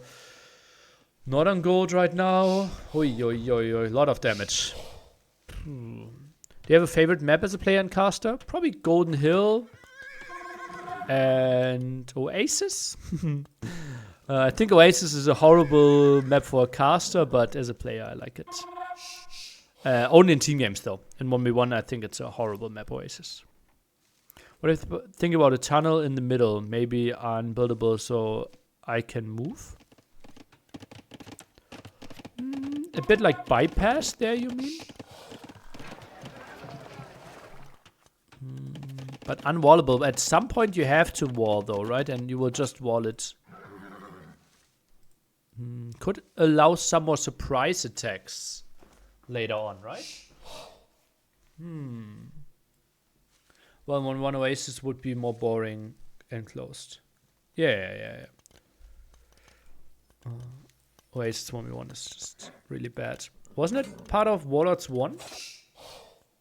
I think so. Okay, JorDan clicks up as well. Solid 1 minute 10 seconds behind Mr. Yo. Has wheelbarrow as well. Ooh, Jordy. Okay, that should be a really solid full income then.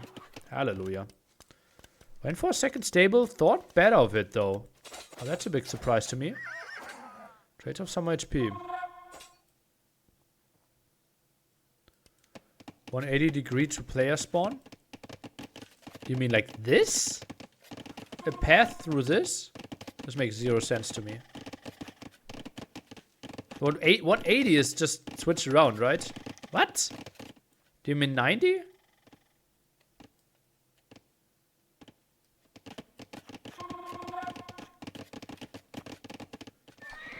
You can go there with the archers? Ah, okay. No. Me no likey. Has a lot of potential for problems. Only 4 on gold, so JorDan is trying to play 3TC Defensive Monastery. Market by Mr. Yo. A bit of a surprise to me. Is he trying to buy some food for himself? Not impossible.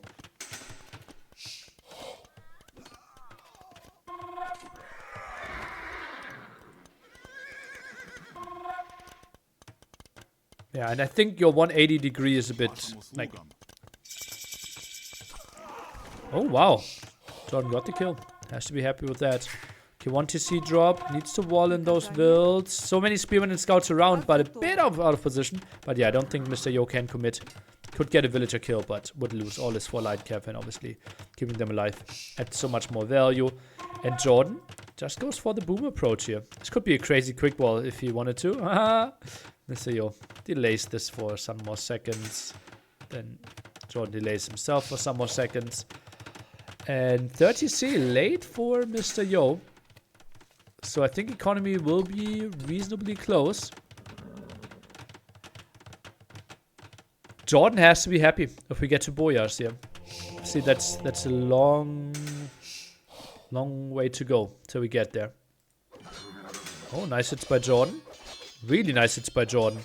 Oh, wow. How many light cap is he getting? At least 2, right? Gets 2. Loses 1. And should get the 3rd one. Gets the 3rd one. Nice move. Nice move by JorDan. The town center adds some damage. JorDan's loading 400 wood. Reseating the farms could make a lot of sense. And the lumber camp could make some sense. Farming around this area. And now spearmen are being sent forward. JorDan eco setup looks solid, yeah. We'll have 4 eco upgrades against 3 of Mr. Yo. And now the 3rd town center on the late side. JorDan can't be too unhappy with how this game is going. By the way, after the set we will have Leary against Hera. Cast together with Team 90. Wonder how many casters we will see in the game with these shifts. Should be quite some, right? Wouldn't be surprised if it's 12. Although now that I predicted it, I would be surprised again. Nice movement. Nice movement. Perfect positioning there with the knights to get the villager kill.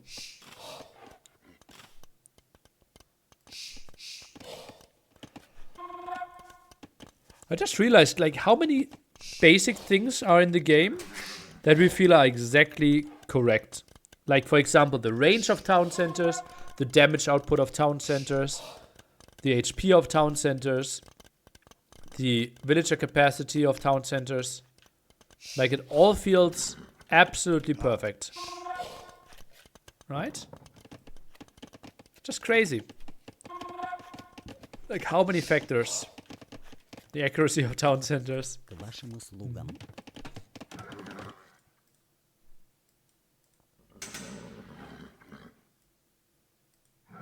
Oh, that will be that monk. And Light Cav, go away. Basically unpunished. Nearly is a fanboy of AoE. Oh, what gave it away? The 28,000 playing hours.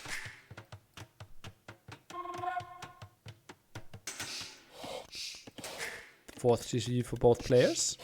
I think pikeman upgrade could be a thing. There's quite some spearmen here, but with 4 monks out, don't even think it's needed to take pikemen. You kind of can't engage there. Oh, Lightcav gets in. Boinky. And should be another Boinky. And maybe even a third Boinky. No. CC accuracy exactly where it needs to be. Is that what your Steam says? No. My Steam says 5,700 over the last 4 years, basically. And that's excluding AoE 4. And excluding me watching streams. But yeah, a bit more than 1,000 hours per year. Could make, feels reasonable. Do the same number including AoE4? Well, I think I didn't spend that much time on AoE4. Maybe 1,500. So maybe Age of Empires franchise, I probably broke the 30k, yeah. If we include AoE1, Age of Mythology, Age of Empires 3.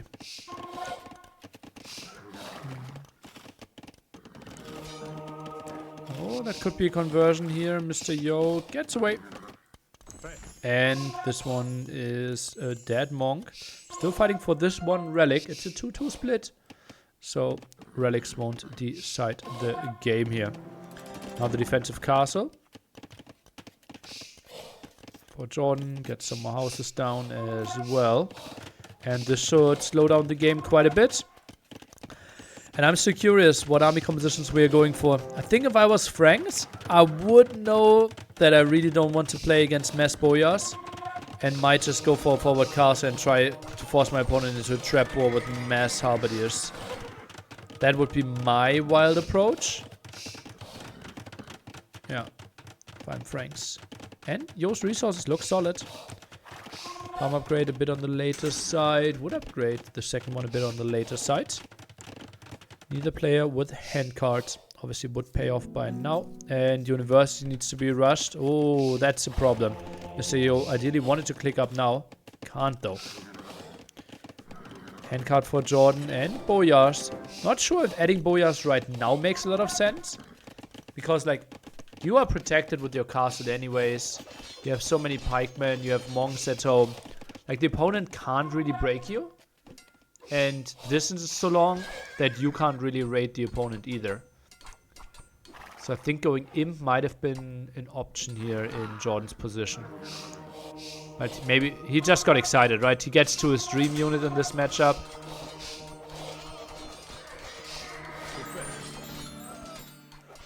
And just feels okay. And let's build it. Yeah, look how little damage they're taking. Pretty crazy. And the upgrades are basically non-existent, right? Forging, bloodlines, no armor. And yeah, Messiah goes for halberdiers. I would love to see villagers being sent now to build the castle here ASAP. And we see that in nets. Castles are heavily reduced in stone price, and that's exchanged with some wood price. So JorDan can just spam those castles quite nicely. But yo, no aggressive castle. So he might be playing paladins actually.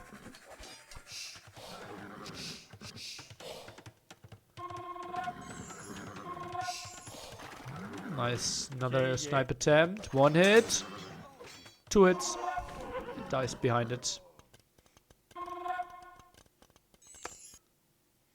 I'm a bit surprised that Yo didn't try to build a forward castle. Or still doesn't have a castle. Yeah, goes for it very defensively. But is Pike the way to go? HP Knights being healed.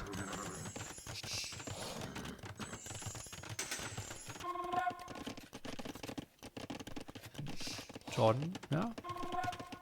Boya only. Interesting that he builds a second castle towards the left. When it feels like raids at the right hand side are not stopped yet.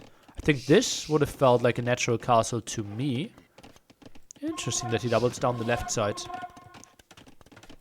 And yeah. See, he didn't spot those, right? Did he? Maybe the outpost did. No, he just... yeah, he did. Still one villager didn't get the memo. Interesting house wall here by Mr. Yo. Oh, not sure what I think about that one. And this is the moment where probably dropping some more barracks might be an option.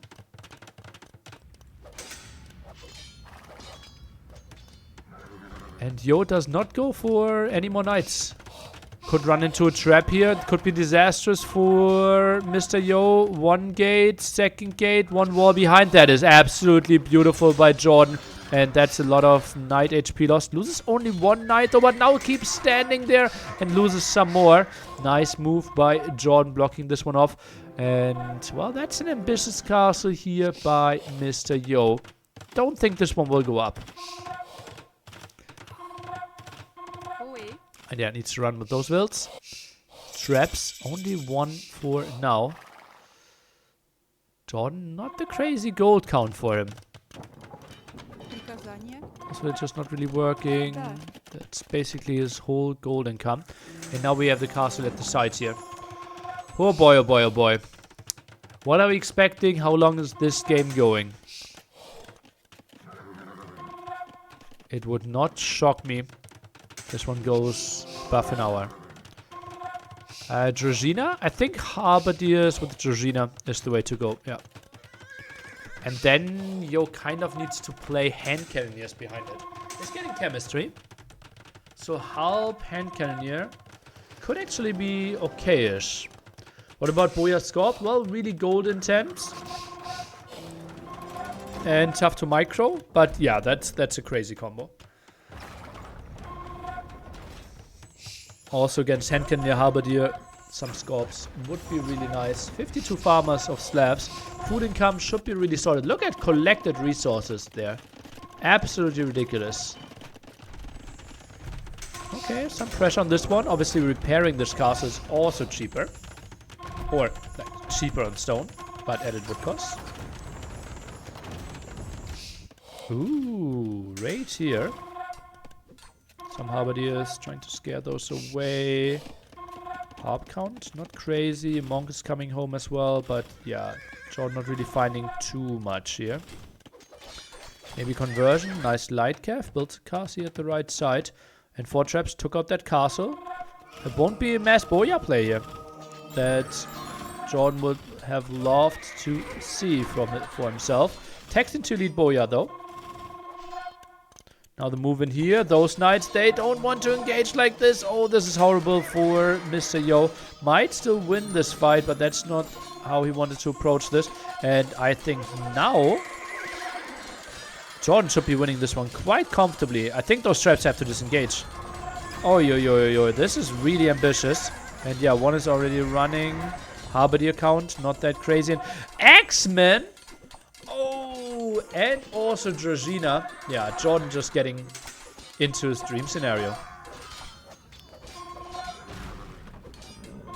Halberdier doing splash damage now, and then if we have the Halberdier v Halberdier fight, it's not even fair here for the Frank player.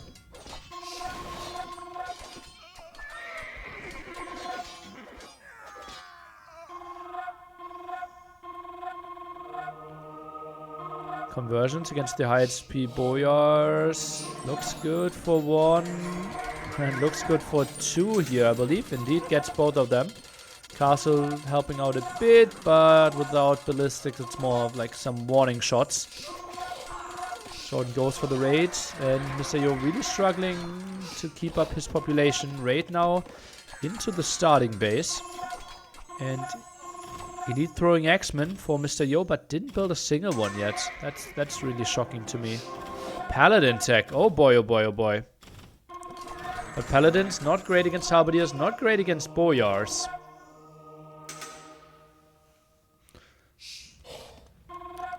Castle should even go up for JorDan.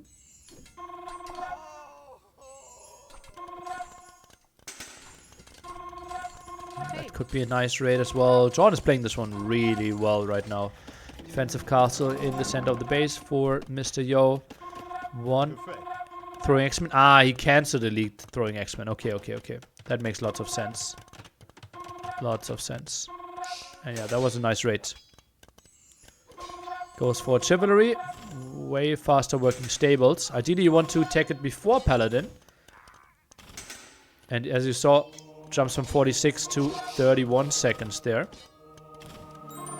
Could have already had Paladins like 20-30 seconds ago if he had the upgrades a bit earlier, but easier said than done. Obviously, murder holds for this castle will help against those Halberdiers. JorDan just staying there, thinking, okay, I will take some damage here against the non-murder holds units. I think those Halberdiers are even scaring away the Halberdiers of JorDan.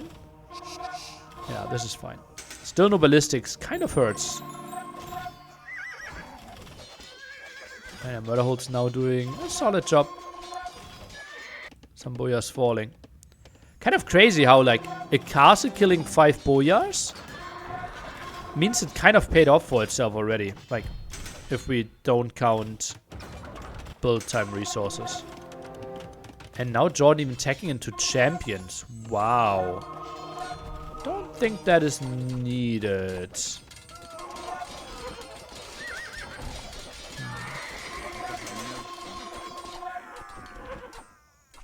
And yeah, it's like every fight it should be complete slaughter now. Destroyed resources should just go higher and higher here. Oh, that's a big Paladin raid though. Oh boy, oh boy, oh boy. Double gate. Boya Halberdier production at home should be the way for JorDan now. Castle helping out a bit. Hazard attack now. And those Paladins, well, they didn't really find the damage yet. Yeah, they're doing some damage here, meaning the castle could maybe fall. But that's only 2 Paladins fighting out of the 5. More Boyars are arriving, and this is kind of stopped. This was the surprise attack where Yo felt, okay, let's kill 20-30 villagers. And then maybe get a good push from the sides. But JorDan instantly there with the reaction. And this did not do the damage that Mr. Yo was hoping for. Pretty sure about that. Oh, and repair. Maybe in time. Villagers hammering away. And no, not in time. Therefore, the castle lives. And this raid is stopped as well. Ay, ay, ay, ay, ay, ay. At least gets the trap at the left-hand side. And JorDan doing a really good job of putting out all the fires that Mr. Yo is trying to light here.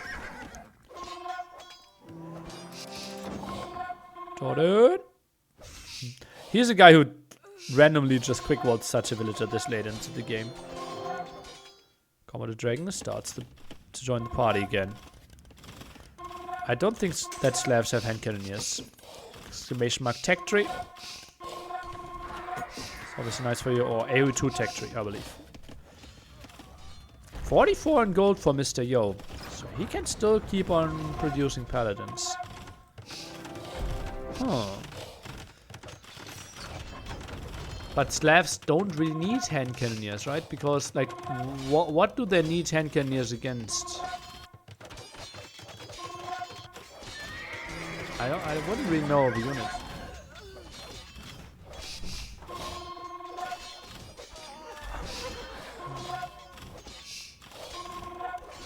Against enemy hand cannoneers. Because Boyars are not doing the job. Okay, those 2 castles are falling. Goes for hoardings now, more HP on his castles. And JorDan, more and more control. Gets another raid into the left. Okay, how much gold do we have, Mr. Yo? We have some here. We have some there. Right now, Mr. Yo has no gold control. And JorDan sees this. So there's some parts here. And has this. And this is rated as well. Uh-oh, Mr. Yo, I think in 4 or 5 minutes, he might be out of gold here.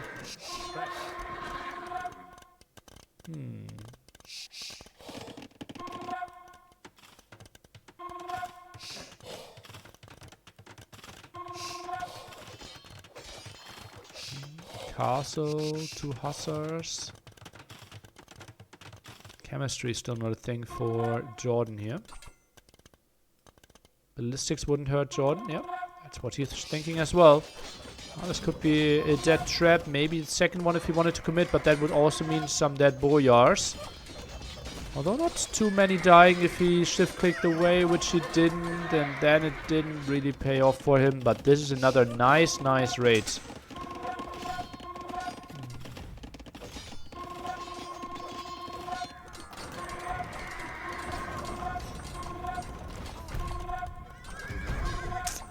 Bit surprised that we didn't see any hand cannoneers from Mr. Yo. I think could have been a good option, those halberdier fights. Hand cannoneers also not too bad against boyars, right?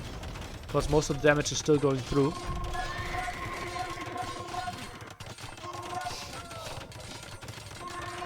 Halberdiers in the front. In general, I think the halberdier, like the barracks count, feels too low. What do we have? 5 barracks only for Mr. Yo. 49 minutes into an enclosed game. Probably not enough. Castle in danger. Oh, that's going to be a lot of dead builds. Ooh, Castle will go up most likely, but those are quite some losses. And Mr. Yo drops to pop 140. Getting raided everywhere. Some Paladin Suicide Squad against this trap. Do we see any reaction? Not really. And yeah, I don't think the trap will be saved. Which is a bit late.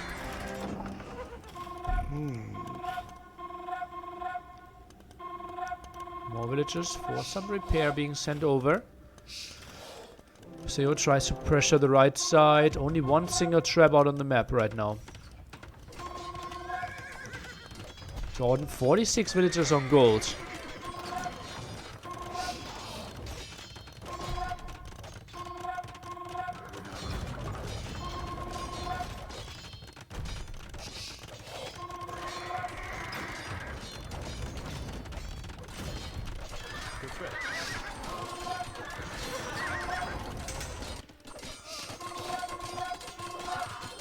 Looks like a better fight for Mr. Yo here again. Still pop 140. What are the next steps here? Paladin should be dealt with. The other one should be dealt with as well. Villager for the repair coming in. And I feel like this castle, yeah, you can continue repairing. Need to buy some stone though. But it would be really costly. Still non-elite axemen. And first traps are moving in as well.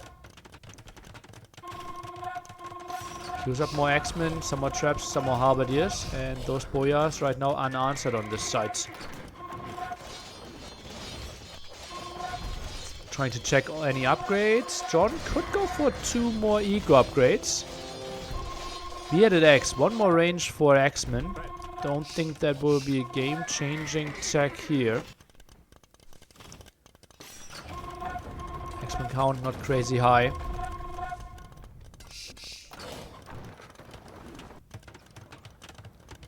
Trap shooting. 2 more prepared. Waiting for the task. 7 traps on the field in total. 4 over here, 3 on the other side. And that's another really good fight for JorDan.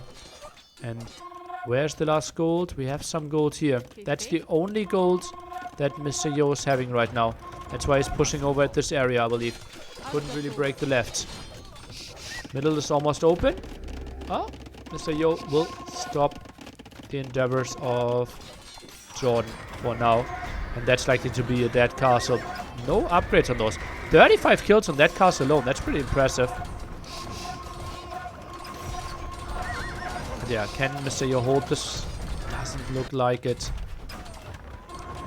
3 traps. Will save the left-hand side trap. Right side trap not getting repaired, so no save on that one. Paladins likely jumping on those traps, meaning 2 traps alive. Okay, only 1 trap alive. But I think JorDan is repairing enough. Breaking the left-hand side. This is starting to look better and better for our German player here. And as of right now, it feels like the higher priority in the Civ selection won every single time. And that really shows you how close those 2 players are. It's not like we have any big surprises, any big upsets. It's more like have a solid draft, have a good civilization for your map. And that's simply, I think, a blessing and a bit of a curse that we have in Age of Empires right now with drafts. Right? We have diverse Civ matchups. Oh wow, what is that gate? Oh, okay. We have diverse Civ matchups. The sets are going longer.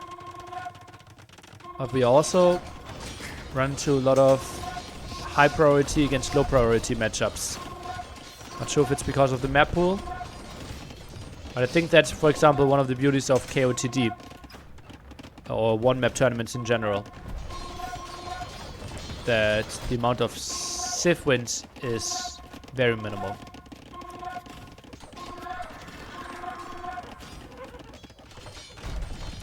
He also went very late most of the time. Yeah, well, that's Mr. Yo's playstyle as well, right? I think the Baltic game was over at minute 13, kind of. It just dragged out a bit. And this one, it is simply the better civilization, so JorDan had a lot of interest to drag it out as long as possible.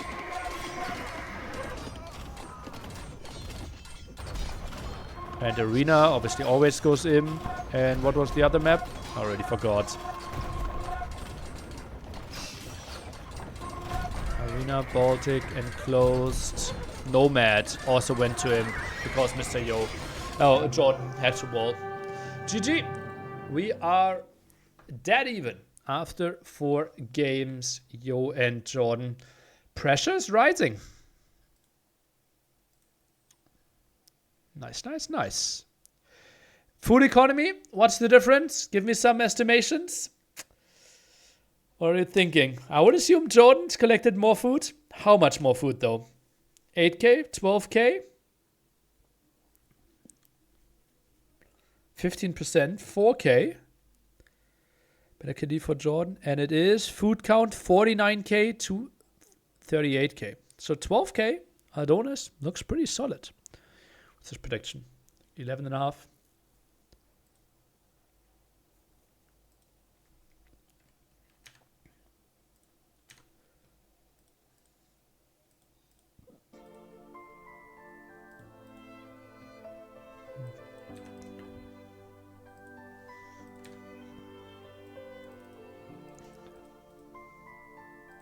But still 2 maps where Yo should feel really confident on as well with Socotra and Four Lakes. I think Socotra should be the biggest advantage map right now. Good luck with NAC5. Mad Zero, I assume you would like a hoodie as a thank you for that one. Thank you so much for the massive contribution to NAC5. For everyone who doesn't know, tournament happening in January, and for big donators I have a thank you system.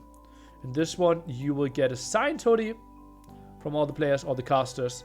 This is the 25th one sold already, and would be nice if you message me on Discord or Twitch with your size and your address and your name. So Franks, so I think Romans? No, Burgundians won't be played. Yeah. I think Burgundians on Enclosed could have made lots of sense as well. That would be nice. Well, wasn't that your intention? I think so, right? That's why I did $351. Like, you don't donate $351 randomly. The higher pick always winning looks good for JorDan at the moment, with still his top 2 picks left. Yeah. We keep that one up. It's... You win. Up next is Sukotra. We were expecting Aztecs there against Goth, right?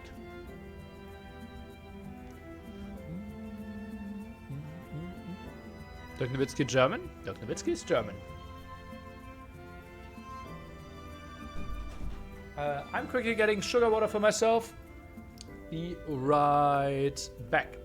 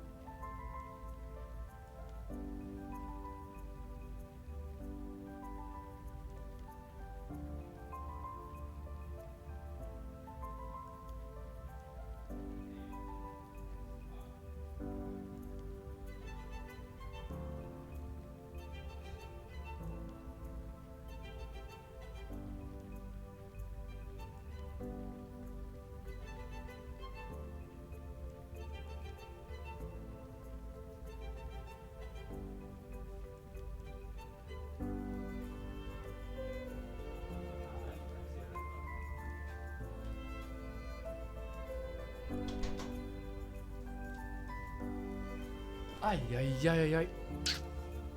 Bada bada bam badam. Bada bada bam badam. Bam bam bam.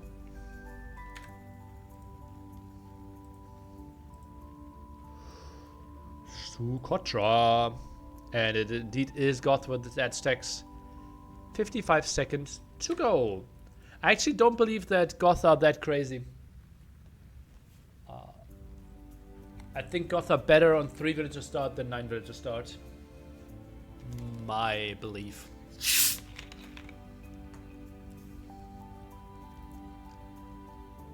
Maybe I got it wrong. Oh. That's another one that could be written down. Aztecs first. JorDan has to truly believe in that one.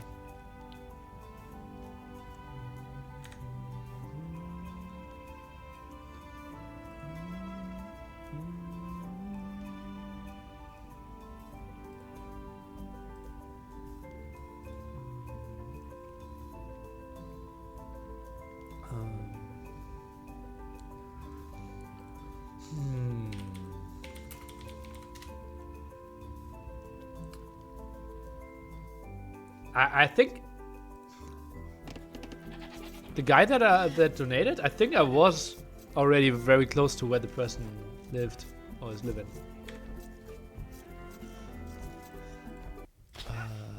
I think so. I think so. I will. Oops, see about that one. Okay, Mr. Yo plays Goth. What do we see? Blue dots. Okay.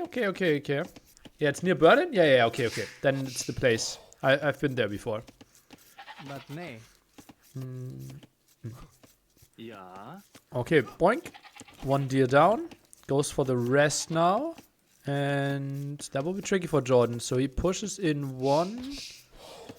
And that should be maybe one other one pushed in. Yeah. So JorDan pushes 2 in. Probably what... Oh yeah, and this one? Oh, that's clever by Mr. Yo. He pushes this one home. And then goes for the deer at the front. JorDan scared of more walls. Colors indeed will be fixed. Goth against Aztecs. The early pick for JorDan. Yeah. And map generation, reasonable here, I would think, for JorDan. Nice defensive gold. It certainly comes in handy. Something that, for example, if we had reversed rolls, no save gold. And JorDan pushes the deer home. Nice for him. And now can start pushing over here. The thing is, though, high HP scout. Ooh, Yo trades this one off. Just tries to scare the eagle away. And thinks, okay, if we are trading off HP, that means I can just push in my deer freely. And that house blocking a bit. And yeah, JorDan just tries to push this away. Kind of interesting movement here. Boink. Neely, I'm very sorry for your withdrawal from AU. Thank you for everything you do and what you have done for the game. Greetings from Spain. Hug. Oh, feel hugged back. Thank you. Thank you for a kind message. Mr. Yo is master of Socotra. He will show us why. Yeah. Hey, sir. Villager, 49 food, 50 food. Quite some food being carried here.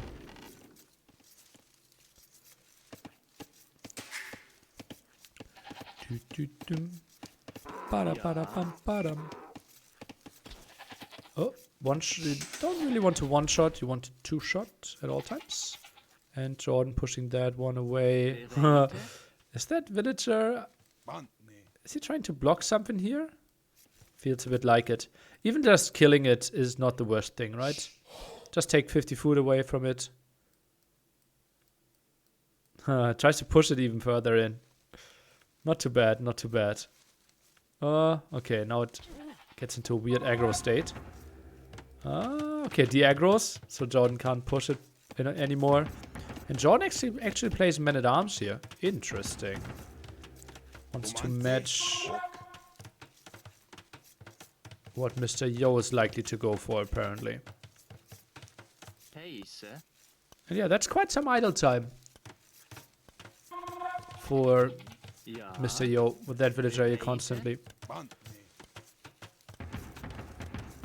And militia as well. Only one on gold so far. And JorDan is moving out. Could be quite some pressure. Villagers being sent against it. Oh, this will be a bloodbath. Ay. And yeah, Yo thinks better of it and sending some units back. Only 4 on wood. Yeah, needs to increase that amount. Now 8 on wood. Couldn't even afford an archery range. Still long distance gold. And therefore can't afford Men-at-Arms. While JorDan's Men-at-Arms are coming in pretty soon. Now send some over. Trading off some HP here would be reasonable. But feels okay. I don't really want to take the fight against soon-to-be Men-at-Arms. Now militia coming over. JorDan, does he want to take this engagement? Nothing in the queue behind this. Men-at-Arms now finishes. Goes for the eagle. Villagers are around. And Mr. Yo even would upgrade. Still not enough gold to go for the Men-at-Arms upgrade. Gets the archer range up as well. And a Bobby? An early archer. While Yo with his shaky economy and too few villagers on wood still can't afford the archer range.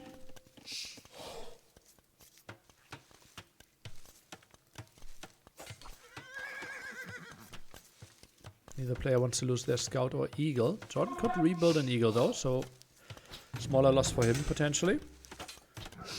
Ooh, Mr. Yo with some nice hits. Now Man-at-Arm versus Man-at-Arm. Not really sure who would that be better for. Nice snipe. Sword in the back. Tries to rush this. One archer and one skirmisher. Not enough to deny it. No more Man-at-Arm production. And JorDan a bit out of position here. Takes some damage. Scout. Dice to the archer. Felt like the timing where you are getting careless. A bit, yeah. Okay, still 4 sheep left, while JorDan has no sheep left and already transitioned into farms. Neither player built a dock here. This format does not seem right. Outplayed all top players, did well, but did not qualify. Yeah, lots of criticism about the format and how people got matched up.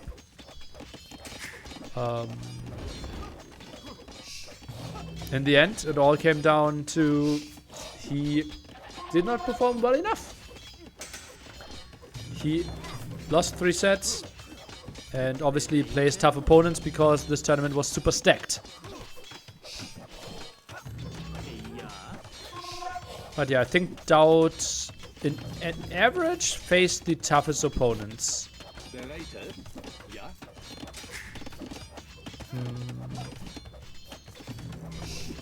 I think that might be true. Okay, now the big fight here. Men-at-Arms are moving in. Archers, could have taken some hits, but slid through there quite nicely. Skirmishers dancing. We have fletching for both players right now. Hill advantage slightly there for Mr. Yo, who needs to micro that skirmisher away. Some damage from behind. Archers are microing away quite nicely. Whew. Have you commented on Mem's latest video? Yeah, I watched it on stream yesterday? Was I streaming yesterday? Yeah, I watched it on stream yesterday. Basically at the end of my stream. Okay, now the men-at-arms paying off quite nicely. Only one single arch out and still 3 men-at-arms. They are low HP, but if they close down the distance, that doesn't really matter too much. But JorDan now can micro those down.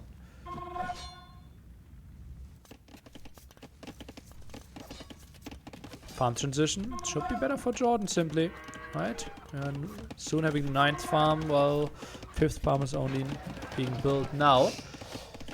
Yo, floating quite some gold. Still 3 villages on gold in the spot where he goes full skirmishes.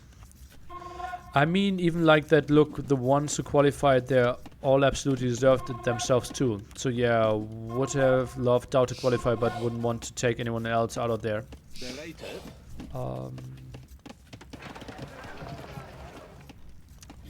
Yeah, I think in the world ranking you could put some people below Doubt right now. But yeah, he simply lost 3 sets. And those are the rules, right? If you want to be in the top half, win more sets, then you lose. It's that simple. Oh, actually open between the 2 archer ranges. That helps out quite a bit. I thought it could be nasty to continue microing there with the eagle close by. That was a nice sniper, Mr. Yo. And JorDan already using the market. Sold all his stone already. Sorry that Doubt is out, but why is there controversy about the circumstances? How the matchups are created. It's different to other Swiss system forms, for example. And lots of people don't have a lot of like understanding of the like seat overtaken process. And that obviously created lots of matchups. Yeah. I, for example, still don't know why Cito isn't 8th. And Villes is 6th. And I didn't like, I read an explanation, but it didn't make sense to me. Or like, no, actually I read an explanation, but that didn't actually answer the question. Or JorDan 6th? No, JorDan can never be 6th. No. +4 is completely irrelevant. He lost to Villis, so he can never be 6th. He can only be 7th or 8th. He's always behind Villis. Villis can be 6th or 7th. And Cito can be 6th or 8th in my books. And, yeah.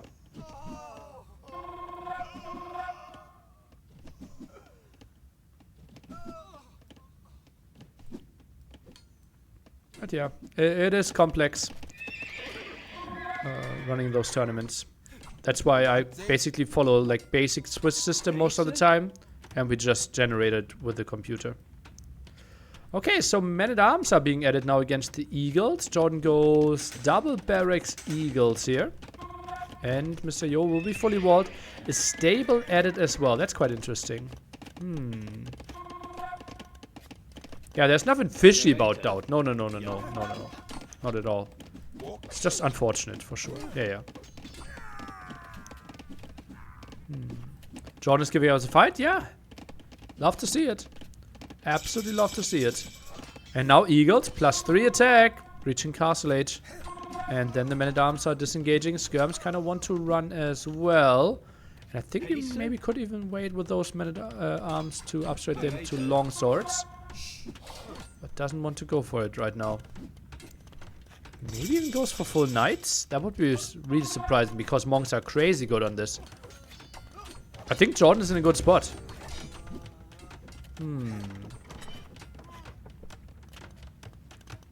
Just feels bad that Doubt had tougher opponents and got no way rewarded for it. Yeah, same for Hard, right? He was seed 16, so he was guaranteed to every single time face the toughest opponents. As long as he kept losing. Like, he faced the toughest 0-0, He faced the toughest 01 and then the toughest 02. Nice quick wall.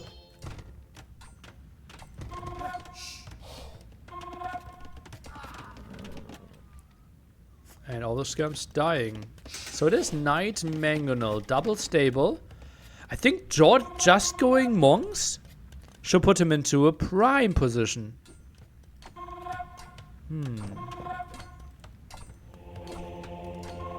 Not unlikely that JorDan gets all relics. Would be sick. JorDan certainly should stop Scorpion production though. Won't really help him too much. Monk. Oh, nice gate. Love it. Oh, game lag for me as well. Was not your stream. Get Sanctity. Plus 20 HP for the monks. Tries to dive here. Still no Sanctity on there. Eagles are diving in. And yeah, that monk is dead. Nice move by Mr. Yo. Does not want to continue here. Got a good shot in though. Better than I would have thought. Now some pressure on the gold. And if he's next to the monasteries, that could be really nice for him. And yep, pushes this away. Gold left here at the bottom. 1k. Scout being mixed in as well. That's a crazy push by Mr. Yo.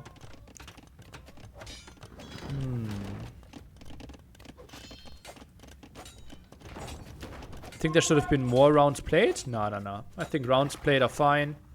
Tiebreaker rules are completely transparent. Just read Wikipedia. I think those are non-issues in my book. Okay. But yeah, casual viewers obviously wouldn't maybe not watch, maybe not read Wikipedia. I can see that as a problem, yeah. But that's the problem of the casual viewer. Okay, some healing now. And yeah, that Mangonel might be in some trouble. That could be some healing. Are the monks diving? Are the knights diving, I wanted to say. Not yet. Mangonel goes for it. Conversion 1. And that would be a horrible fight for Mr. Yo. Eats the conversion. 2 more potentially behind this. And now can pick up a relic. I think he has enough time for it. I think Yo is in a world of pain. Gets a TC up. 2 TC play on Socotra, something we don't see too often. Maybe a spot for third monastery even. And this is time that Yo typically does not want to give his opponents. Like, if JorDan just picks up 4 relics here, he's in such a good spot. Lightcav, nice move. That is a really nice pickoff. If he goes for it, no, he passes. Okay, still gets the monk. But it could have been a free monk kill. Now he still gets away. But can't really heal because he does not have monks. Gets a knight kill there. Gets a monk kill there. Okay. Can't be too unhappy with how the last seconds went for Mr. Yo. Army value pretty close. 1 monk around. Lightcav count at 4. JorDan has the next monastery. Gets 3 relics already. So good. 6 villages on gold. Worth pikeman upgrade. Have to love it. Maybe Siege Workshop might actually be the next play here. Uh-oh. Monk at the bottom exposed. Lightcav are trying to go through. Monk actually survives. This one at the side should die though. No, Lightcav are being blocked. Gets a kill. 1 Lightcav exchanged against 1 monk. Okay-ish for Mr. Yo, but not really what he needs. Because pikeman count is rising. Siege count is not rising.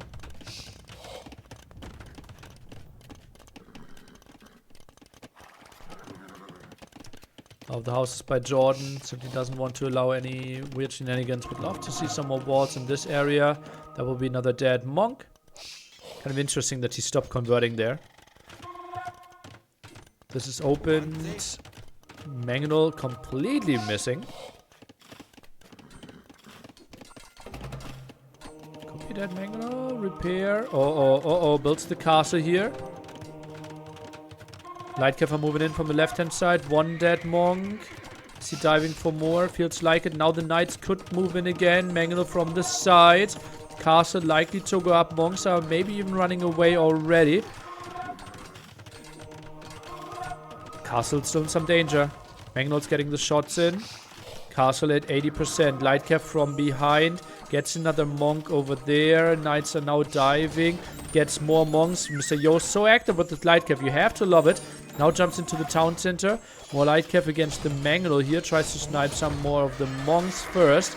Knights now taking the fight under the town center. I don't think that this is the best fight that JorDan could take. Another monk goes down.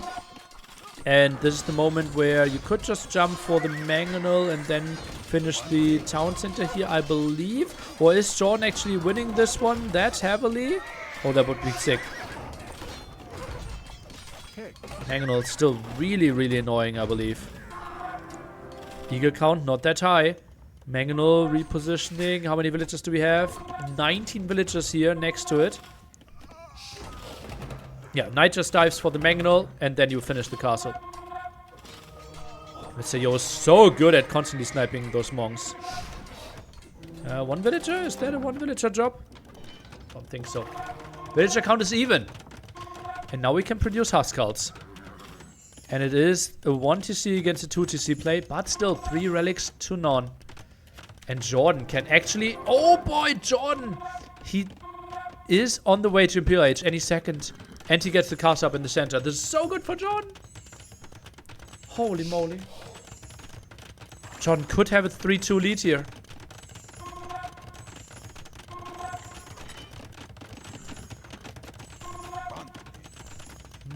That's not a great angle of attack though.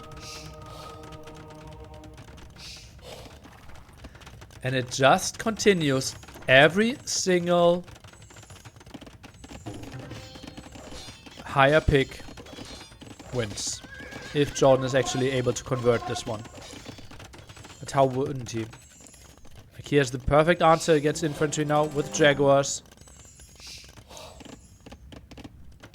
Already has enough answers against cavalry with the pikes. With the castle now. You might get one of the relics at the side. Don't think that's too important though. I think this game will go too long. Mr. Yo's not completely idling. Wants to go imp himself.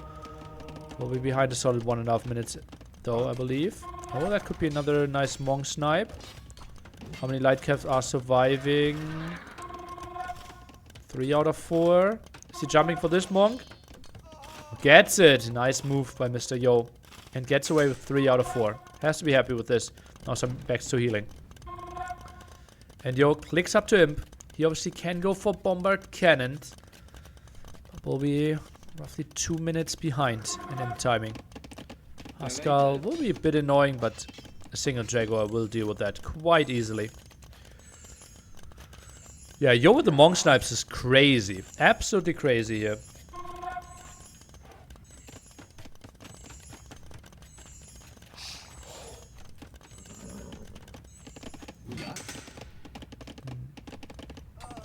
Not sure if it's horrific or beautiful. Depends if you're a JorDan fanboy or a Yo fanboy. Growl of the Jaguar. Comanche. Why are we adding in men-at-arms? You obviously won't give this one up just yet. Another monastery. Kind of a weird spot. Isn't that blocking everything? Traffic jam potential. Gets block printing. Second trap in the queue. It's unbelievable that JorDan is head-to-head with Yo. Is it unbelievable though? Like, JorDan is a guy that really like thrives under a lot of pressure, practice. Right? And him knowing that Mr. Yo is coming with 4 days of full preparation, I think that's probably the best situation. Plus, I think Yo is the best that JorDan could face. I think Tado, Viper, Hera, Leary, are all way tougher for JorDan. 4 days of prep turned JorDan into a beast. This is the... well, we are just continuing with like better civs are winning. Right, I think Goth are not great on this map. And Edzek really showed like the monks are crazy, crazy good. Yo, by the way, goes for hand cannoneer, bombard cannon. With only 2 archery ranges and 1 siege workshop.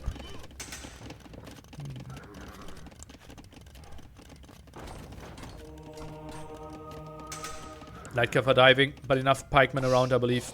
Maybe 1 monk down. They should have solid amount of HP now. 70 HP already. And now goes for the archery ranges. Clever move by JorDan. Taking away the option of hand cannoneers. Chemistry still takes quite some time. Knights trying to do something at the left-hand side. Second TC falls. Monastery at the front pretty exposed as well. Houses are going to fall. The economy is in shambles. Work efficiency is going down for Yo quite a bit. And now he can start with his hand cannoneer production. Delays that even for some seconds. Squeezes in a light cap first, but he sees that is a push that is really, really tough for him. More archery ranges being added. And simply doesn't get onto the numbers. What? Did he lose the university? No, no, no. He's just not producing. Okay. And that's the problem with chemistry, right? Just takes so incredibly long.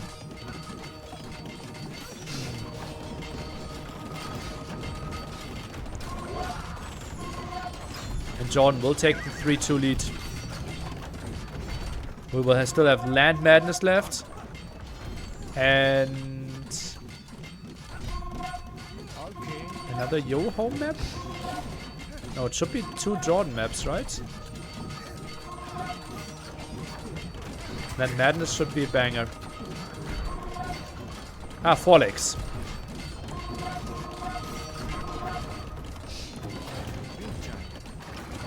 Mr. Yo is still really, really trying. Thinking if he gets to mass hand cannoneers, he will do fine. Obviously, monks taking the full 17 damage here. Knights are being are being sent in as well. Oh, that's a lot of monks going down though, and not a single conversion on the knights. Only on the 1 light cap. That's all the monks dying here for JorDan. This is the best fight that Yo could take, but it's still not enough here to break this.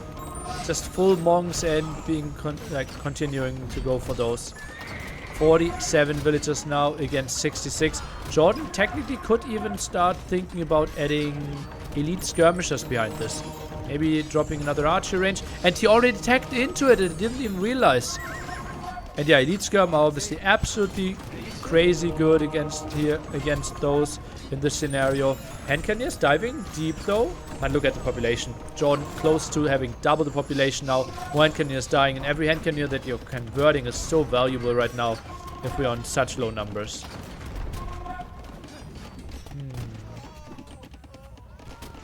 He tagged into it with the converted range. Yeah, 0 town centers obviously won't help out too much as well. JorDan now goes for his 3rd one. And Yo is still trying.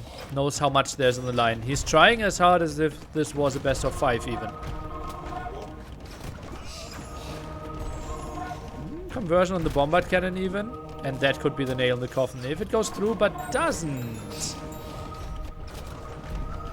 Oh man, snipes those monks quite nicely, but Yo realizes this is the end.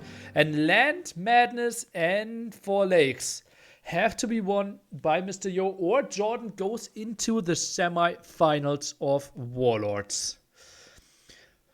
045 Eco KD. Well, Yo added the 2nd town center earlier.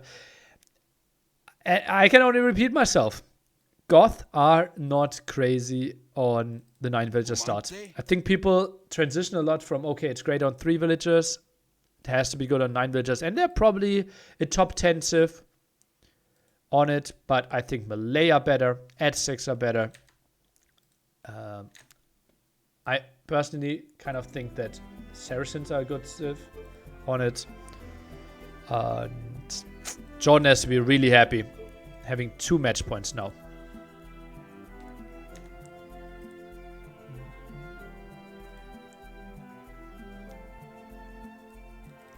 4 lakes. Shaky performance by JorDan against Nikov, though, in the qualification. Kind of a blind strategy there. Don't remember him playing it afterwards. But Lithuanians have to be better than Malians there, right? And on Land Madness, it is Mongols or Tatars against Romans.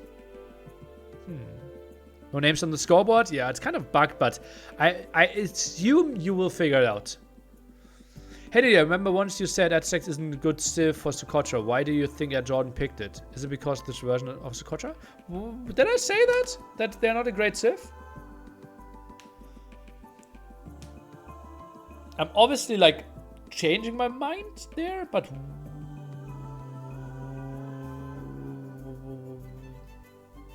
why wouldn't they be? Like, it's super short distance, low economy. And short distance, low economy adds monks are the best unit. Right? That's why we see monks that much on arena. So I'm a bit surprised that I said that. Plus laming potential is great. That would a bit surprise me. Yeah.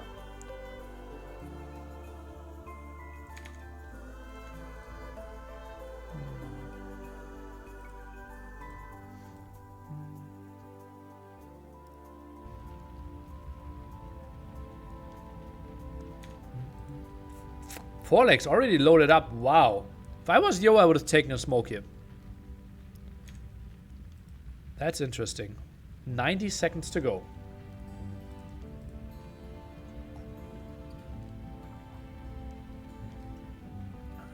I don't remember when it was. If only I can remember the matchup. Maybe a better civ was picked other than Aztecs at that match. Ah! Hard against Nikov. Incas against Aztecs. Then Incas are better. Because you simply can go Eagles. Eagle plus Slinger.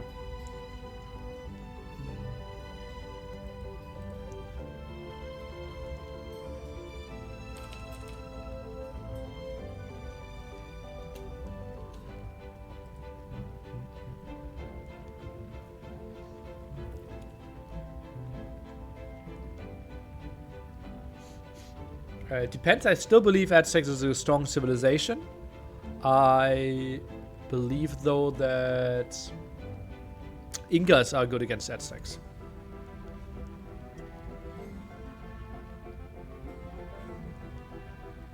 And I think Hard Nikov played that matchup once. Let me quickly see. Hard head-to-head. Opponents Nikov. Run query. Titans League. Socotra. Mayans. Incas. Ah! Okay, so I was wrong there.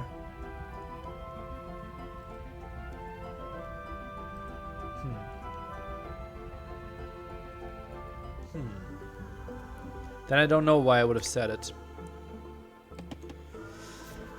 Okie dokie. Send JorDan some energy if you want to see him win.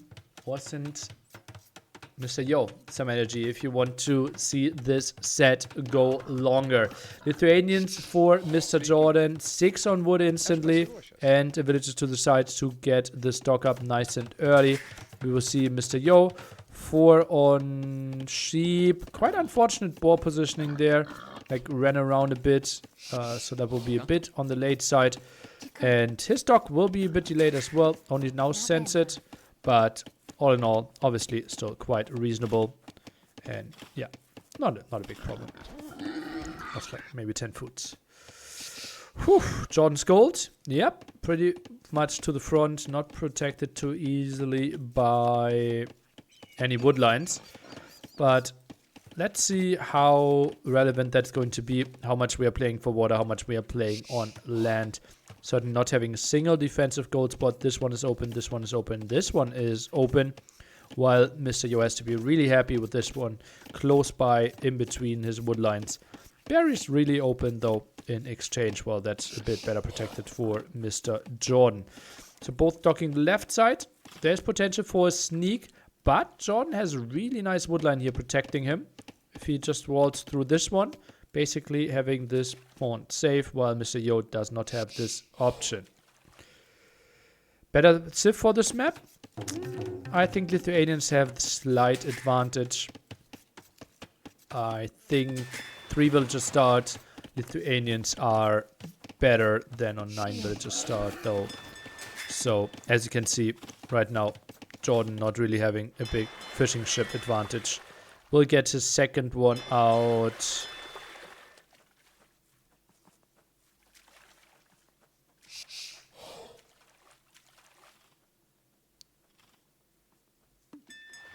%40 earlier. So basically no difference there in the yeah, no major advantage. JorDan needs to win this. He has the way worse Civ for Land Madness. Tatars and what was the other Civ against Romans? Tatars and Mongols. Oh, I don't think Mongols are that bad, honestly. I actually played Mongols as well. You have quite some aggression. Roman men-at-arms will really struggle because you get your archers out so quickly behind your scout rush. You can play CA. Mangudai are crazy against a Roman army. Scorpions are basically non-existent. You beat legionaries. So I think it's not the worst matchup. Yeah.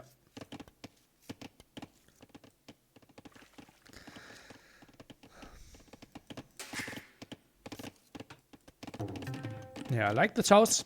I think I would really love to see this one being walled off. Did JorDan scout this with the sheep? Yeah, good job, Jordy.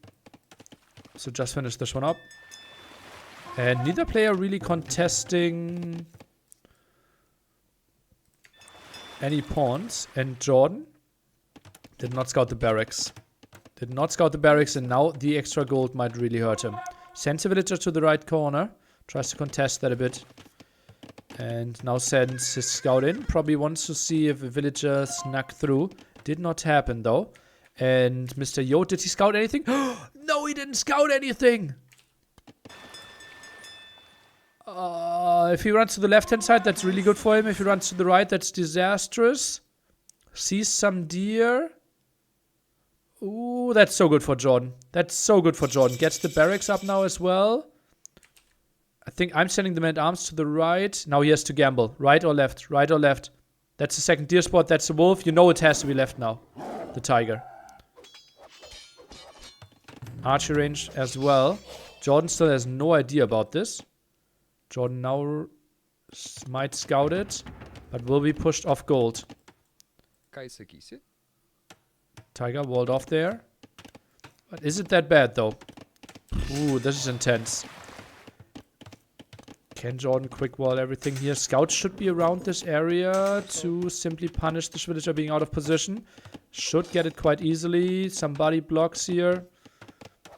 Actually, not the greatest micro by Mr. Yo. Might let this one slip. Wow. Surprising to me.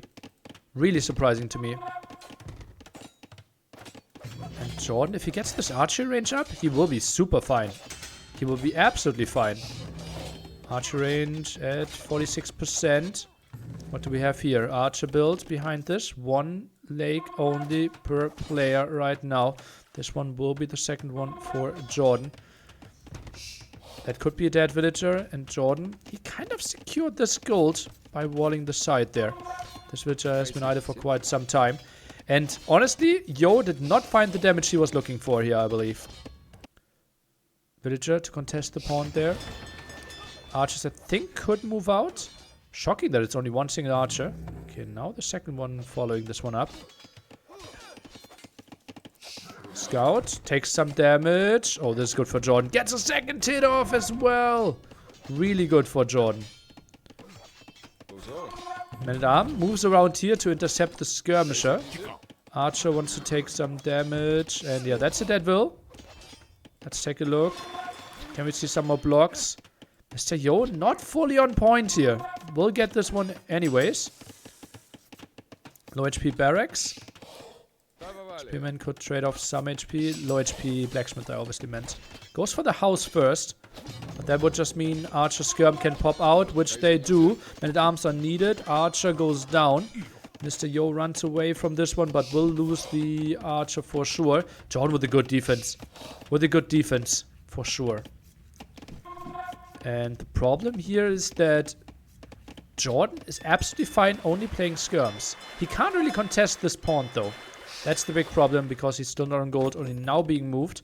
So if you control all the golds, ideally you also play water against the opponent. And that's not the case right now. So Mr. Yo wants to be here because he can build fire galleys while the opponent can't. Does he see this? He doesn't know about it. That's fortunate for JorDan. Goes for some houses. Shouldn't really go up. Nice job by JorDan, but 3 Men-at-Arms obviously doing quite some damage. One house down. Second house, I think, was cancelled, if I saw that correctly. Sveiki.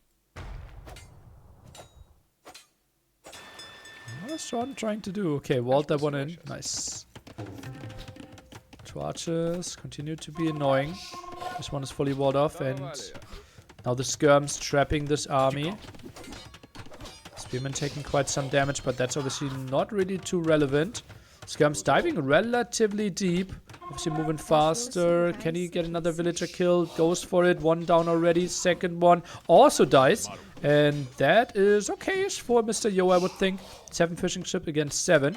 And that villager is falling. That means Yo should secure himself this pawn. And then we only need to fight for the one at the bottom. More scouts and more archers and scouts arriving. And that's pretty nice for Mr. Yo. Because JorDan, with his limited gold, can't really go for too many other units.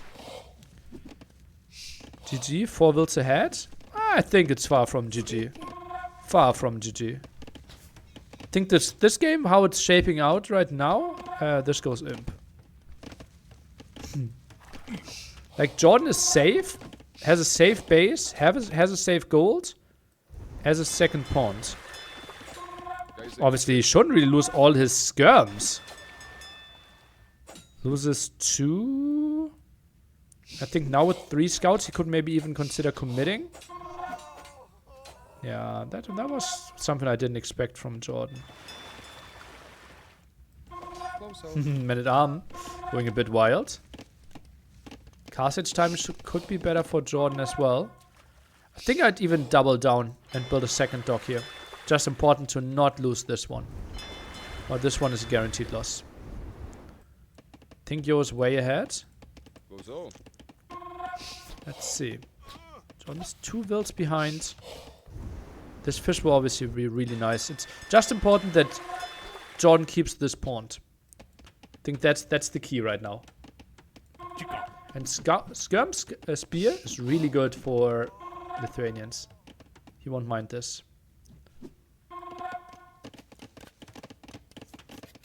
Market. Stable now for JorDan.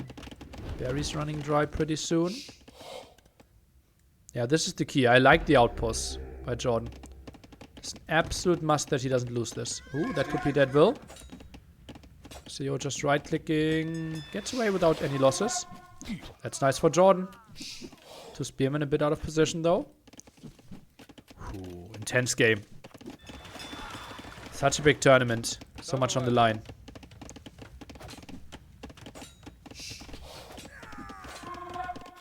Oh, JorDan. The macro slips a bit. And if both spearmen are dying, the scout alone will do the job here against the 3 skirms. Requesting some help from one of his friends. And castage timing will be very competitive for both players.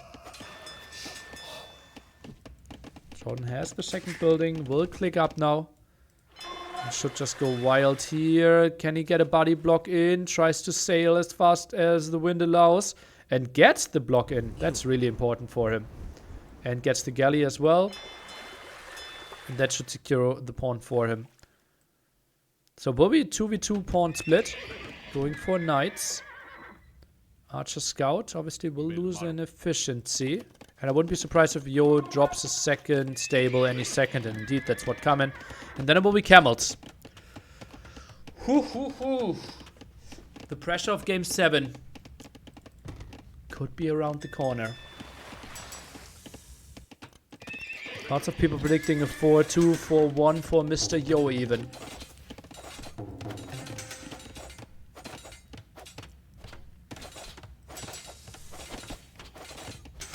A play off JorDan in this lane. Someone who really shines in so many ways. Ah, sneaky villager. Oh, and this is... this is so easily overlooked, I believe. Technically, you should always patrol with your units here. Oh, this is so easily overlooked. Oh, this could be the game ender. Although, low HP villager. JorDan is setting it in. Galley. Fire Galley. Both idling their TCs? What? Both are up to castle age right now. They didn't idle their TCs. Like TC usage 98%, 80%.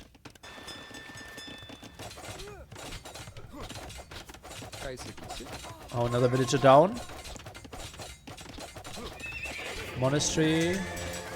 Stable blacksmith finished the armor upgrade. And it's full camel. Full camel against full knight. Sniping down the spearman should be Mr. Yo's aim here. Goes for the fight now. Trades off with all his scouts. That's quite surprising to me. But takes the fight so well. And it's important to keep those alive, because monks obviously will be out on the map. And even double monastery here by a Lithuanian player. But now he's wasting his scouts. Oh, this is so good for JorDan. That just increased the value of his monks by so much. That we see 4, 5 scouts even die here. But Mr. Yo, he drops double town center. Sees, okay, you go double. Monastery defense. Will be tough for me to break you there. Oh, interesting approach. Could try to kill the dock. JorDan, one guaranteed relic for himself. There's basically one next to a pond and one in the center. Goes for the outpost first. Obviously, if he kills the galley, that could mean he gets a second try for the dock.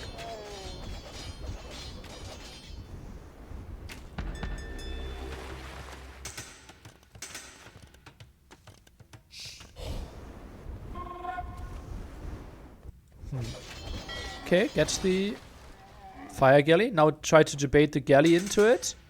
And go for it again. He could, like, Yo could clear this up and send a villager again. But goes for the relic first. Now healing this one up. JorDan.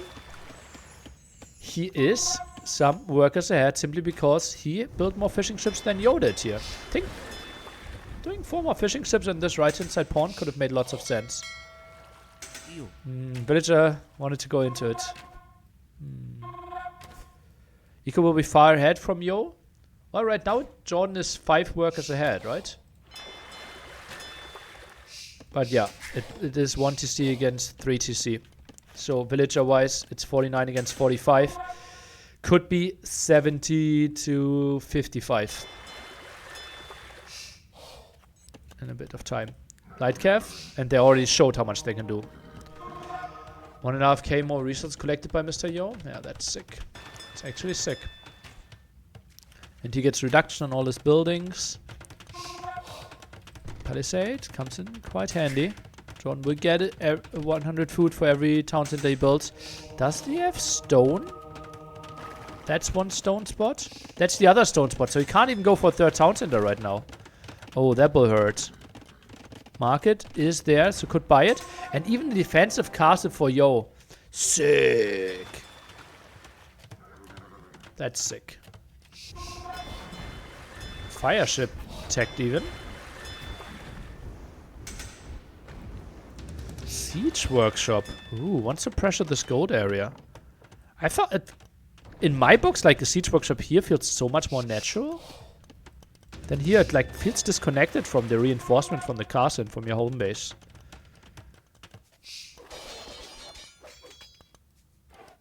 Get sanctity.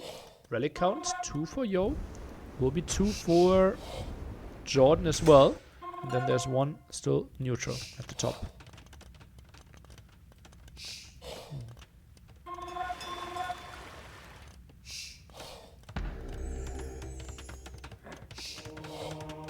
Builds a mill now. Okay.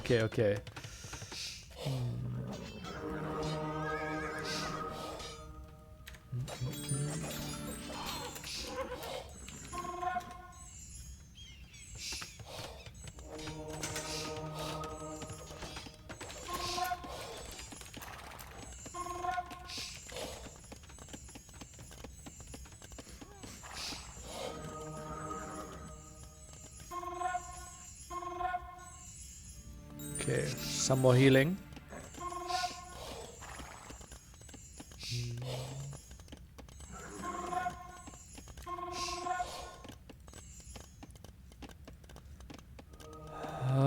Okay, let's take a look. Conversions here. Okay, dives in, gets a kill against the monk. Lots of camels dealing with the knights. Mangonels are dying though. JorDan now down to basically only monks. Do we have any light cav left? 2 light cavs still alive. Camels still dealing with more and more. And now Gebetto's really paying off. JorDan is calling the GG and we are going to a decider. And yeah, I was just distracted because I saw a message from JorDan, so I knew the GG was coming in any second here. Whew! Game 7.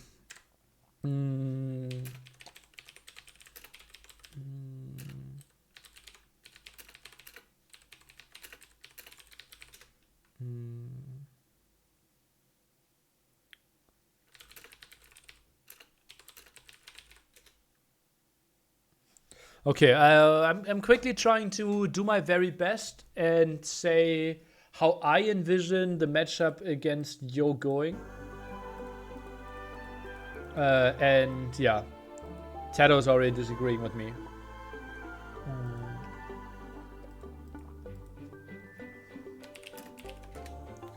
Okay. So, Doubt also disagrees with me or agrees with like Doubt and Tato have aligned thoughts. Thoughts on quarterfinals having best of 7? It's too long and taxing, especially for viewers. How's it too taxing? You're laying on your couch, watching something. How exhausting is it for you? Are you sweating right now? It's boring AF. Then go somewhere else. Dude, you have access to the internet. There are more than 10,000 porn sites that you could use right now. And this would be making everyone more happy. Right? You can get rid of all your negative energy. And you wouldn't annoy us in chat. It's a win-win situation for everyone.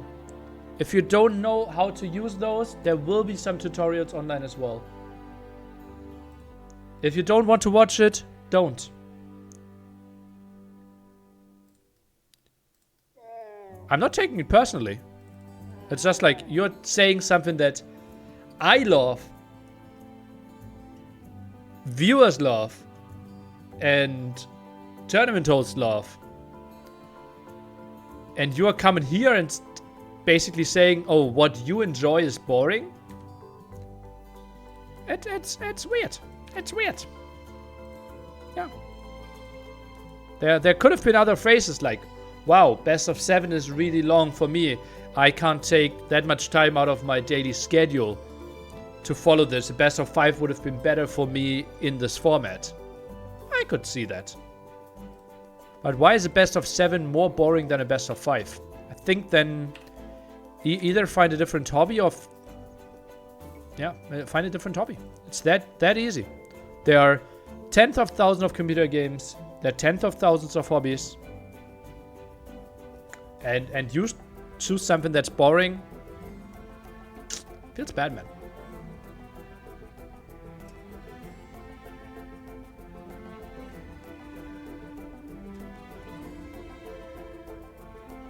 No. I don't want to like personally attack you. So I maybe I went a bit too wild there. It's just like it's shocking to me that you had such negative feelings about something. Yeah. About this. Okay, man. Okay, peace. I offer peace. Four legs in the books. And Malians against Lithuanians. The first time a weaker civilization won.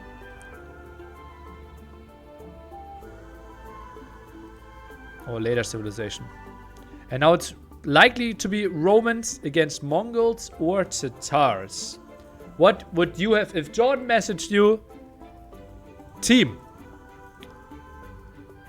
What should I likely go for? We're expecting Yo to go for Romans. What should Jordan go for? Mongols, Tatars, Mongols. Because Mongol are unbeatable. Tatars. I think this is a restart.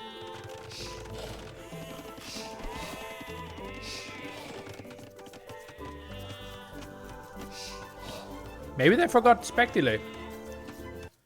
Well, either way, we are in 150 seconds already into the game. So I'm pretty sure they forgot spec delay, or I was just ranting too much.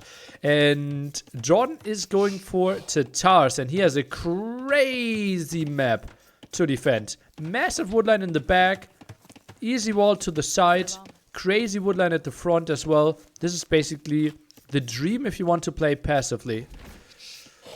Whew. Tatar CA? Well, Mongol CA are even better, no?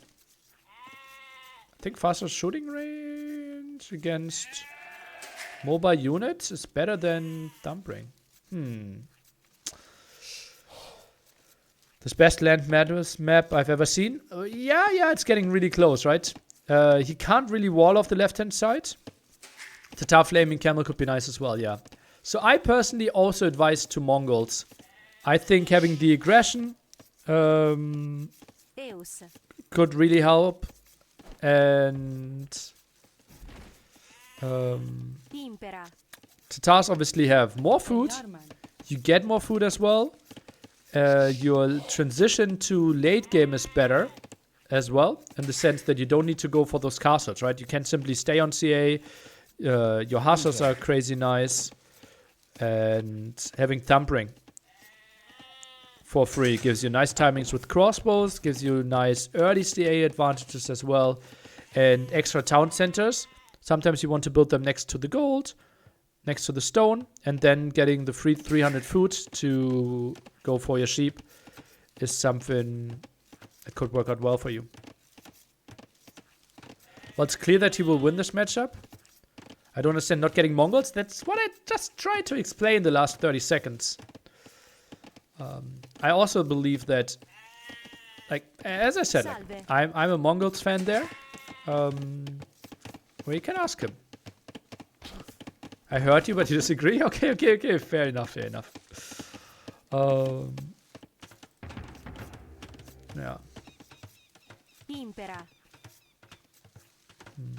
Let them play. Let them play it out. Mongols is clearly better.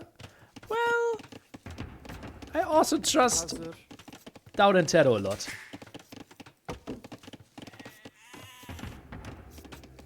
Mongols is also a civ where it feels like you need to do damage. Right? It's more of a civ that I want to see from someone like Hera, someone like Leary.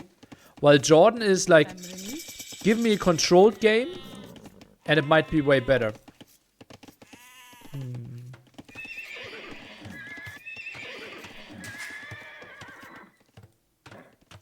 Okay.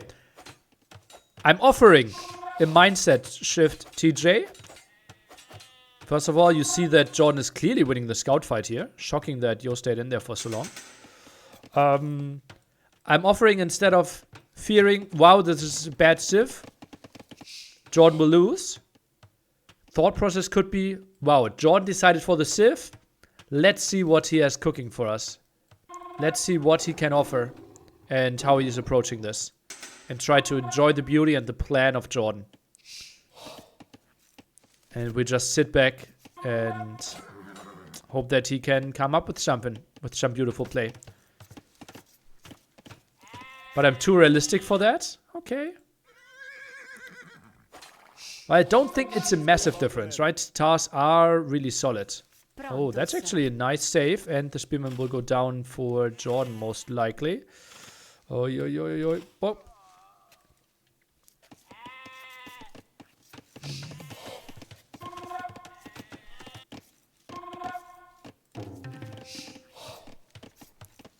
And farm upgrade, something that JorDan could not afford yet.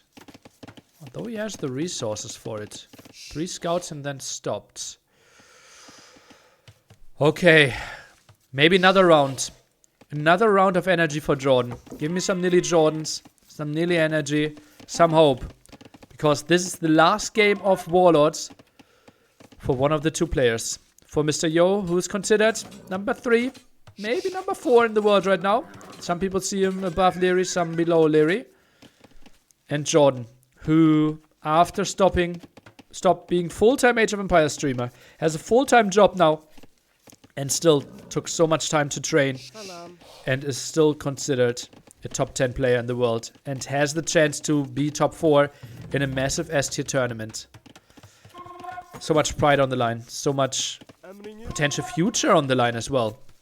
Just think how the motivation will be different for JorDan. If he has a deep, deep run in this one. For the NAC qualifier. How he might be motivated differently for the 2v2 tournament. Playing with Viper. How he could maybe feel like, wow, maybe my performance wasn't that great. If he is out here. Could be heartbreaking either way. Now the armor upgrade for Spearman. That's not +1, that's +2 actually. And then scouts have no chance of engaging into Spearman again. Archer's still doing reasonably fine. Left some space for a market. Plonk. I mean, plonk. Market comes in. Being 3-3 is quite good, to be honest. I 100% agree with you. But no one will remember. Or very few players will remember.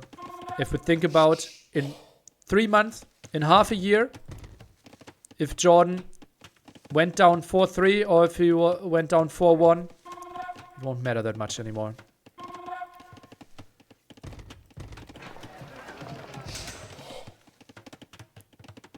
Okay, nice patient walls here. Spearman defense, Archers getting home, 400 food are in the bank. Low HP here on those palisades, not really. Market is up. Villager moves around that side. Oh, that's a bad path, my friend. You need to go home first. Spearman v Spearman fight, obviously really unfair right now. Spearman of JorDan only does 1 single damage. Walls behind. Both getting Castle Age at reasonable timings. If it's 4-0, people won't forget. Okay, give me 3 4-0s of the last year. Of this year. Not many berries left though. Yeah, true. You have 30 seconds. Yeah. JorDan will remember? Yeah, I think so as well. Yeah. Tato versus someone. Okay. Harrow versus your NSC. That's actually 5-0, not 4-0. So people even misremember. They only remember the emotion, not the exact score.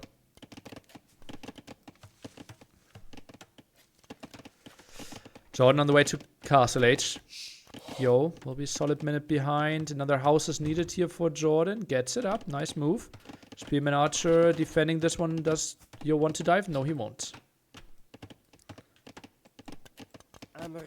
Second stable. JorDan is not going for CA. He's opening camels. You don't need to remember.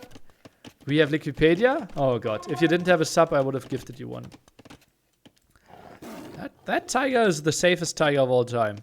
Just guarding the corner there. Okay, Bloodlines.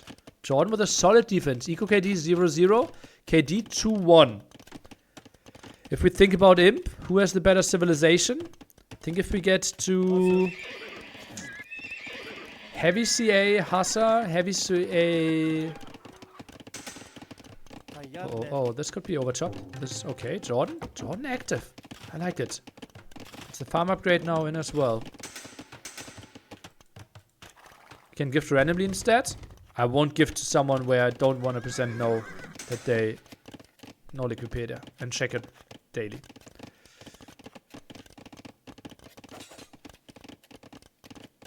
Just boink the stable a bit. The scout's annoying, but won't find too much. Spearman around. And Step Lancer actually, not Camel. Okay. Maybe another Palisade needed here. Spearman a bit out of position, but Villager's very clumped in there. Okay, Step Lancer's not the worst thing, but it will be double stable. I think it actually should be Camels. Yeah, he opened two Step Lancers. Now he's buying some stone back for himself. Where does he want to TC? Maybe even here, honestly. It looks weird. I'm not even sure if you can fit one there. Okay, built it in the back there. That feels so wrong. That might be the best spot. Maybe if you knew that the scouts were out of position, here could have made a lot of sense as well. If he sees the scout leaving here, building them there. But that's tricky, right? You had no villagers around. And first, Step Lancer could be yoinking some.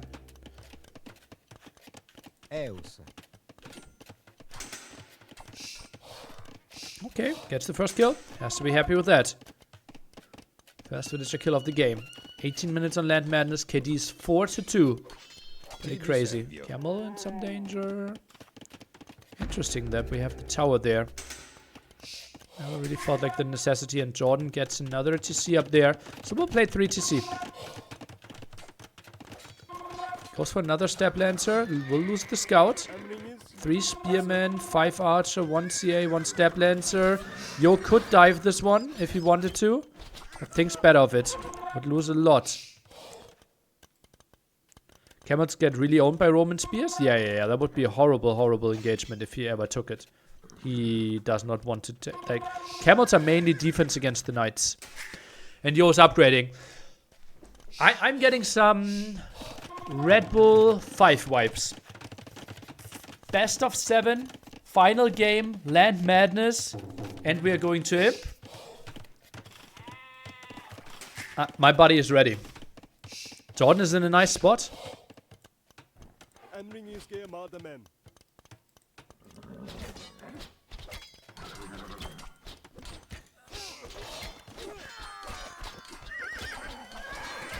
Okay, gets some nice night kills. Scares this away. JorDan is in a good position.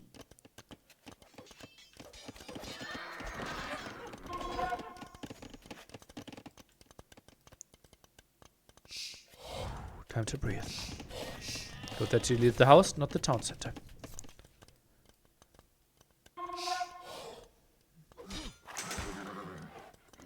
Knights are moving forward. First monk out on the field as well any second.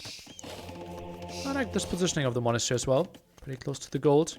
Now expands here. Would love to see a town center there. That could be an ugly spot to be raided. That could be an ugly spot for him. Market comes out. Scorpion, very likely to die. JorDan tried to debate a bit, tried to split, and loses the Step Lancer. Now moves around, 12 HP. Gets the kill. Can he outrun this?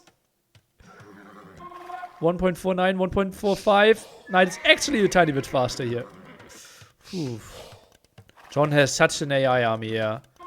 Look at that. Step Lancer, Archer, Spearman, Camel, CA, Monk. Oh, but that's a good fight for JorDan. Really good fight for JorDan. Kills a Knight, loses a Camel. Good for him. Meanwhile, Step Lancer converted here. And gets the kill against the second one. So good for Mr. Yo. Only now the third town center though. While JorDan is working on 3 for quite some time. Nice farm placements behind this, actually. Yeah, I don't think that JorDan has husbandry. Do we have 2 comparable units? No, they don't share a single unit. Or not a single cavalry unit. Now he's only getting... Yeah, JorDan is now getting husbandry. Yeah. Some more healing. Ooh. Scorpion count back to 1. Mr. Yo not really picking up any of the relics. Camels. Shouldn't find anything. Don't want to engage against the 2 monks here. Yeah, Knight were faster than the Step Lancer. Yeah. And JorDan now switching into CA. Second archer range. And Mr. Yo techs into pikemen. Ooh, okay. Is that really needed though? Much better eco upgrades for Yo. 5 against 2 eco upgrades. And obviously the plus 5% gathered resources for Romans. Pretty sick as well. Like, still being annoying. But shouldn't really find too much. Love that positioning. Love the awareness here. JorDan stuck on 0 relics for now. While Mr. Yo guarantees himself 1. Might go for the second one. Does he know about more of them? Knows about this one. Doesn't know about the one super close. Yo again active with his monk snipes. Now it all comes down to how many CA can JorDan mass up. Those knights obviously shouldn't really find the greatest engagement. Simply because of the camels. Get some damage done. Can't be too unhappy with that here. Mr. JorDan. Pikeman now joining the party. Thing is though, Mass Scorpion will be good against the CA.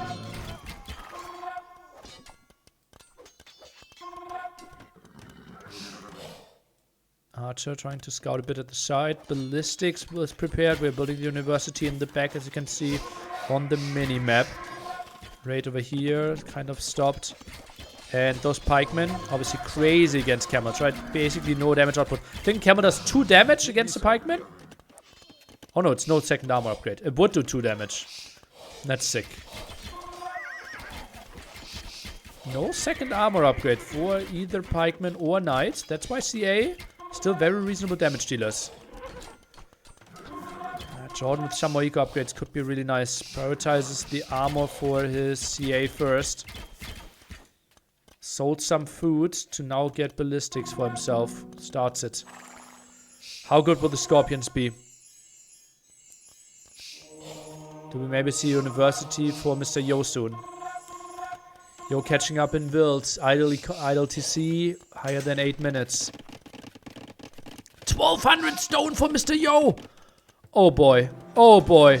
And if this castle goes up, it's really tough for JorDan. Really tough. And those Scorpions are around now. Goes for the Monk Snipe. Gets the kill. Regrouping is horrible here. But he went from spread formation and then clicked in one direction. That is really tough. And that's not the Pathing's fault at all. And now Ballistics at least finishes. The castle likely to go up. Step Lancers are dealing with those Scorpions. Nice move. Pikemen are dying there at the side.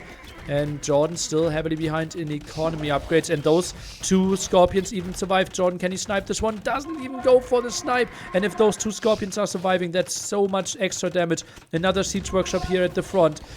Oh god, JorDan, you played such a crazy series. Is maybe Mr. Yo a tiny bit too much here?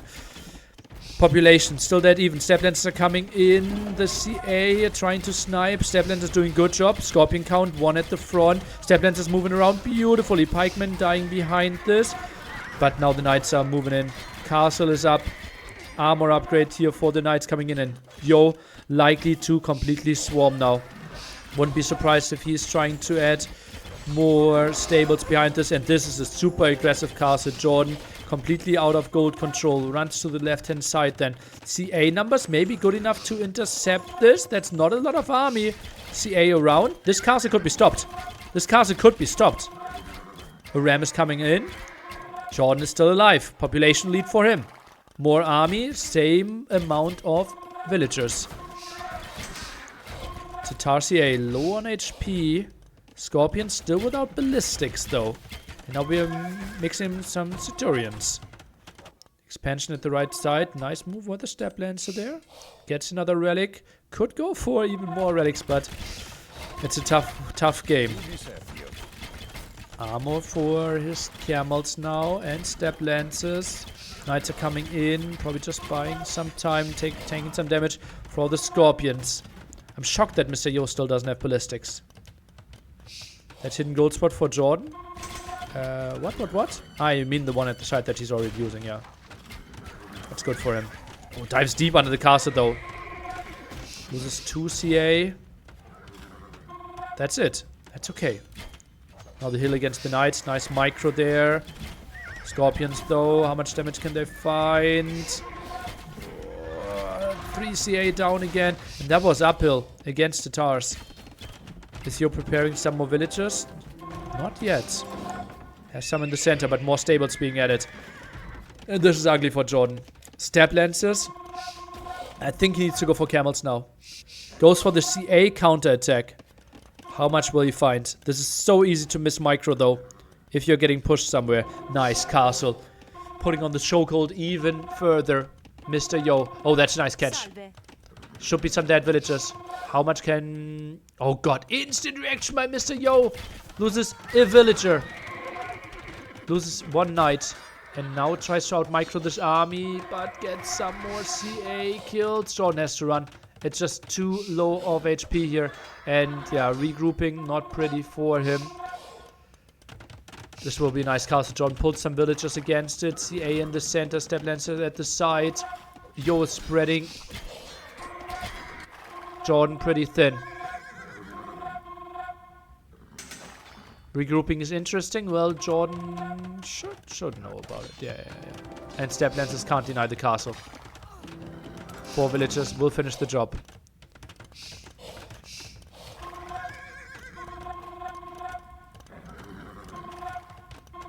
Can JorDan somehow get him? Yo looks to be really committed to playing heavy castle age. Step Lancers trying to go for the raid. Knights chasing this one down though. The exposed Scorpion. JorDan clicks up to Imperial Age. Will be instant Pathian tactics for JorDan. Some more armor. CA will survive. Could get to Bracer. And Bracer against Castle Age units is crazy. Maybe chemistry as well. Can't really get onto stone though. Where's JorDan's stone? This is one of his stones. This is the other. Oh, absolute disaster for JorDan. Castle. Kind of no option for him. Ballistics now on those Scorpions as well. And that will make it really tough. Raid at the bottom. Stopped by the Knight. So many Knights streaming in. 12 more villagers in the queue. More Knights in the queue. More Scorpions in the queue. Those Knights are diving in deep. JorDan wants to take this stone for himself. Makes lots of sense. He needs a castle desperately. Goes for the second gold upgrade. Step Lancers moving around a bit.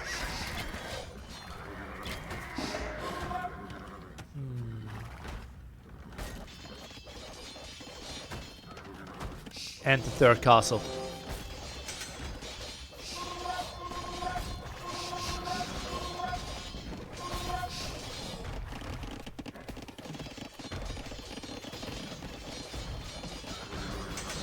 Oh man, Scorpions with ballistics.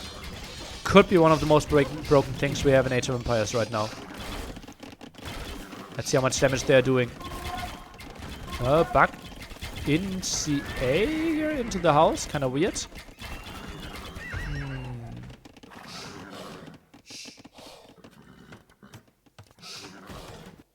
Oh, that's so good by Mr. Yo. That's such good awareness. Thinking, wow, what are the ways how I could lose the game? The chokehold is on. It's only if you snuck around with some villagers. And JorDan is him. Can afford Bracer. Can afford chemistry, but he's out of gold. JorDan only has this 242 gold. Pushed away from here. And that's it. JorDan has no more gold income. And resources for Mr. Yo look crazy. Resource collected plus 4,000. JorDan still not on this stone. Expanded with some villagers here. Love that. Absolutely love that. Huh? That archer was actually converted. Scouting archer from earlier. And those Scorpions, what can they find? Now a bit less against Pathian tactics, obviously. Handcart is coming in. And we see ballistas. Am I confused? What does ballistas do? Has to be something for Scorpions, right? Someone quickly tell me.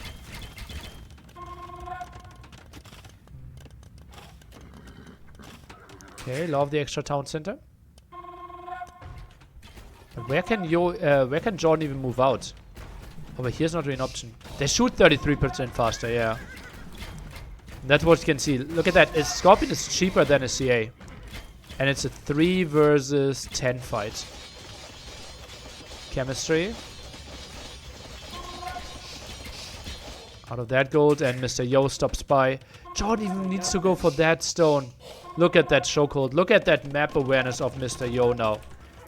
Look at what he sees. Like, he's scouting the right side, he's scouting the left side. Castles completely surrounding JorDan. Now he's just running away. Tries to get some more damage in here. Waits for the upgrades. And then we'll take the fight. But JorDan is not giving it to him. Mr. Yo winning this set 4-3.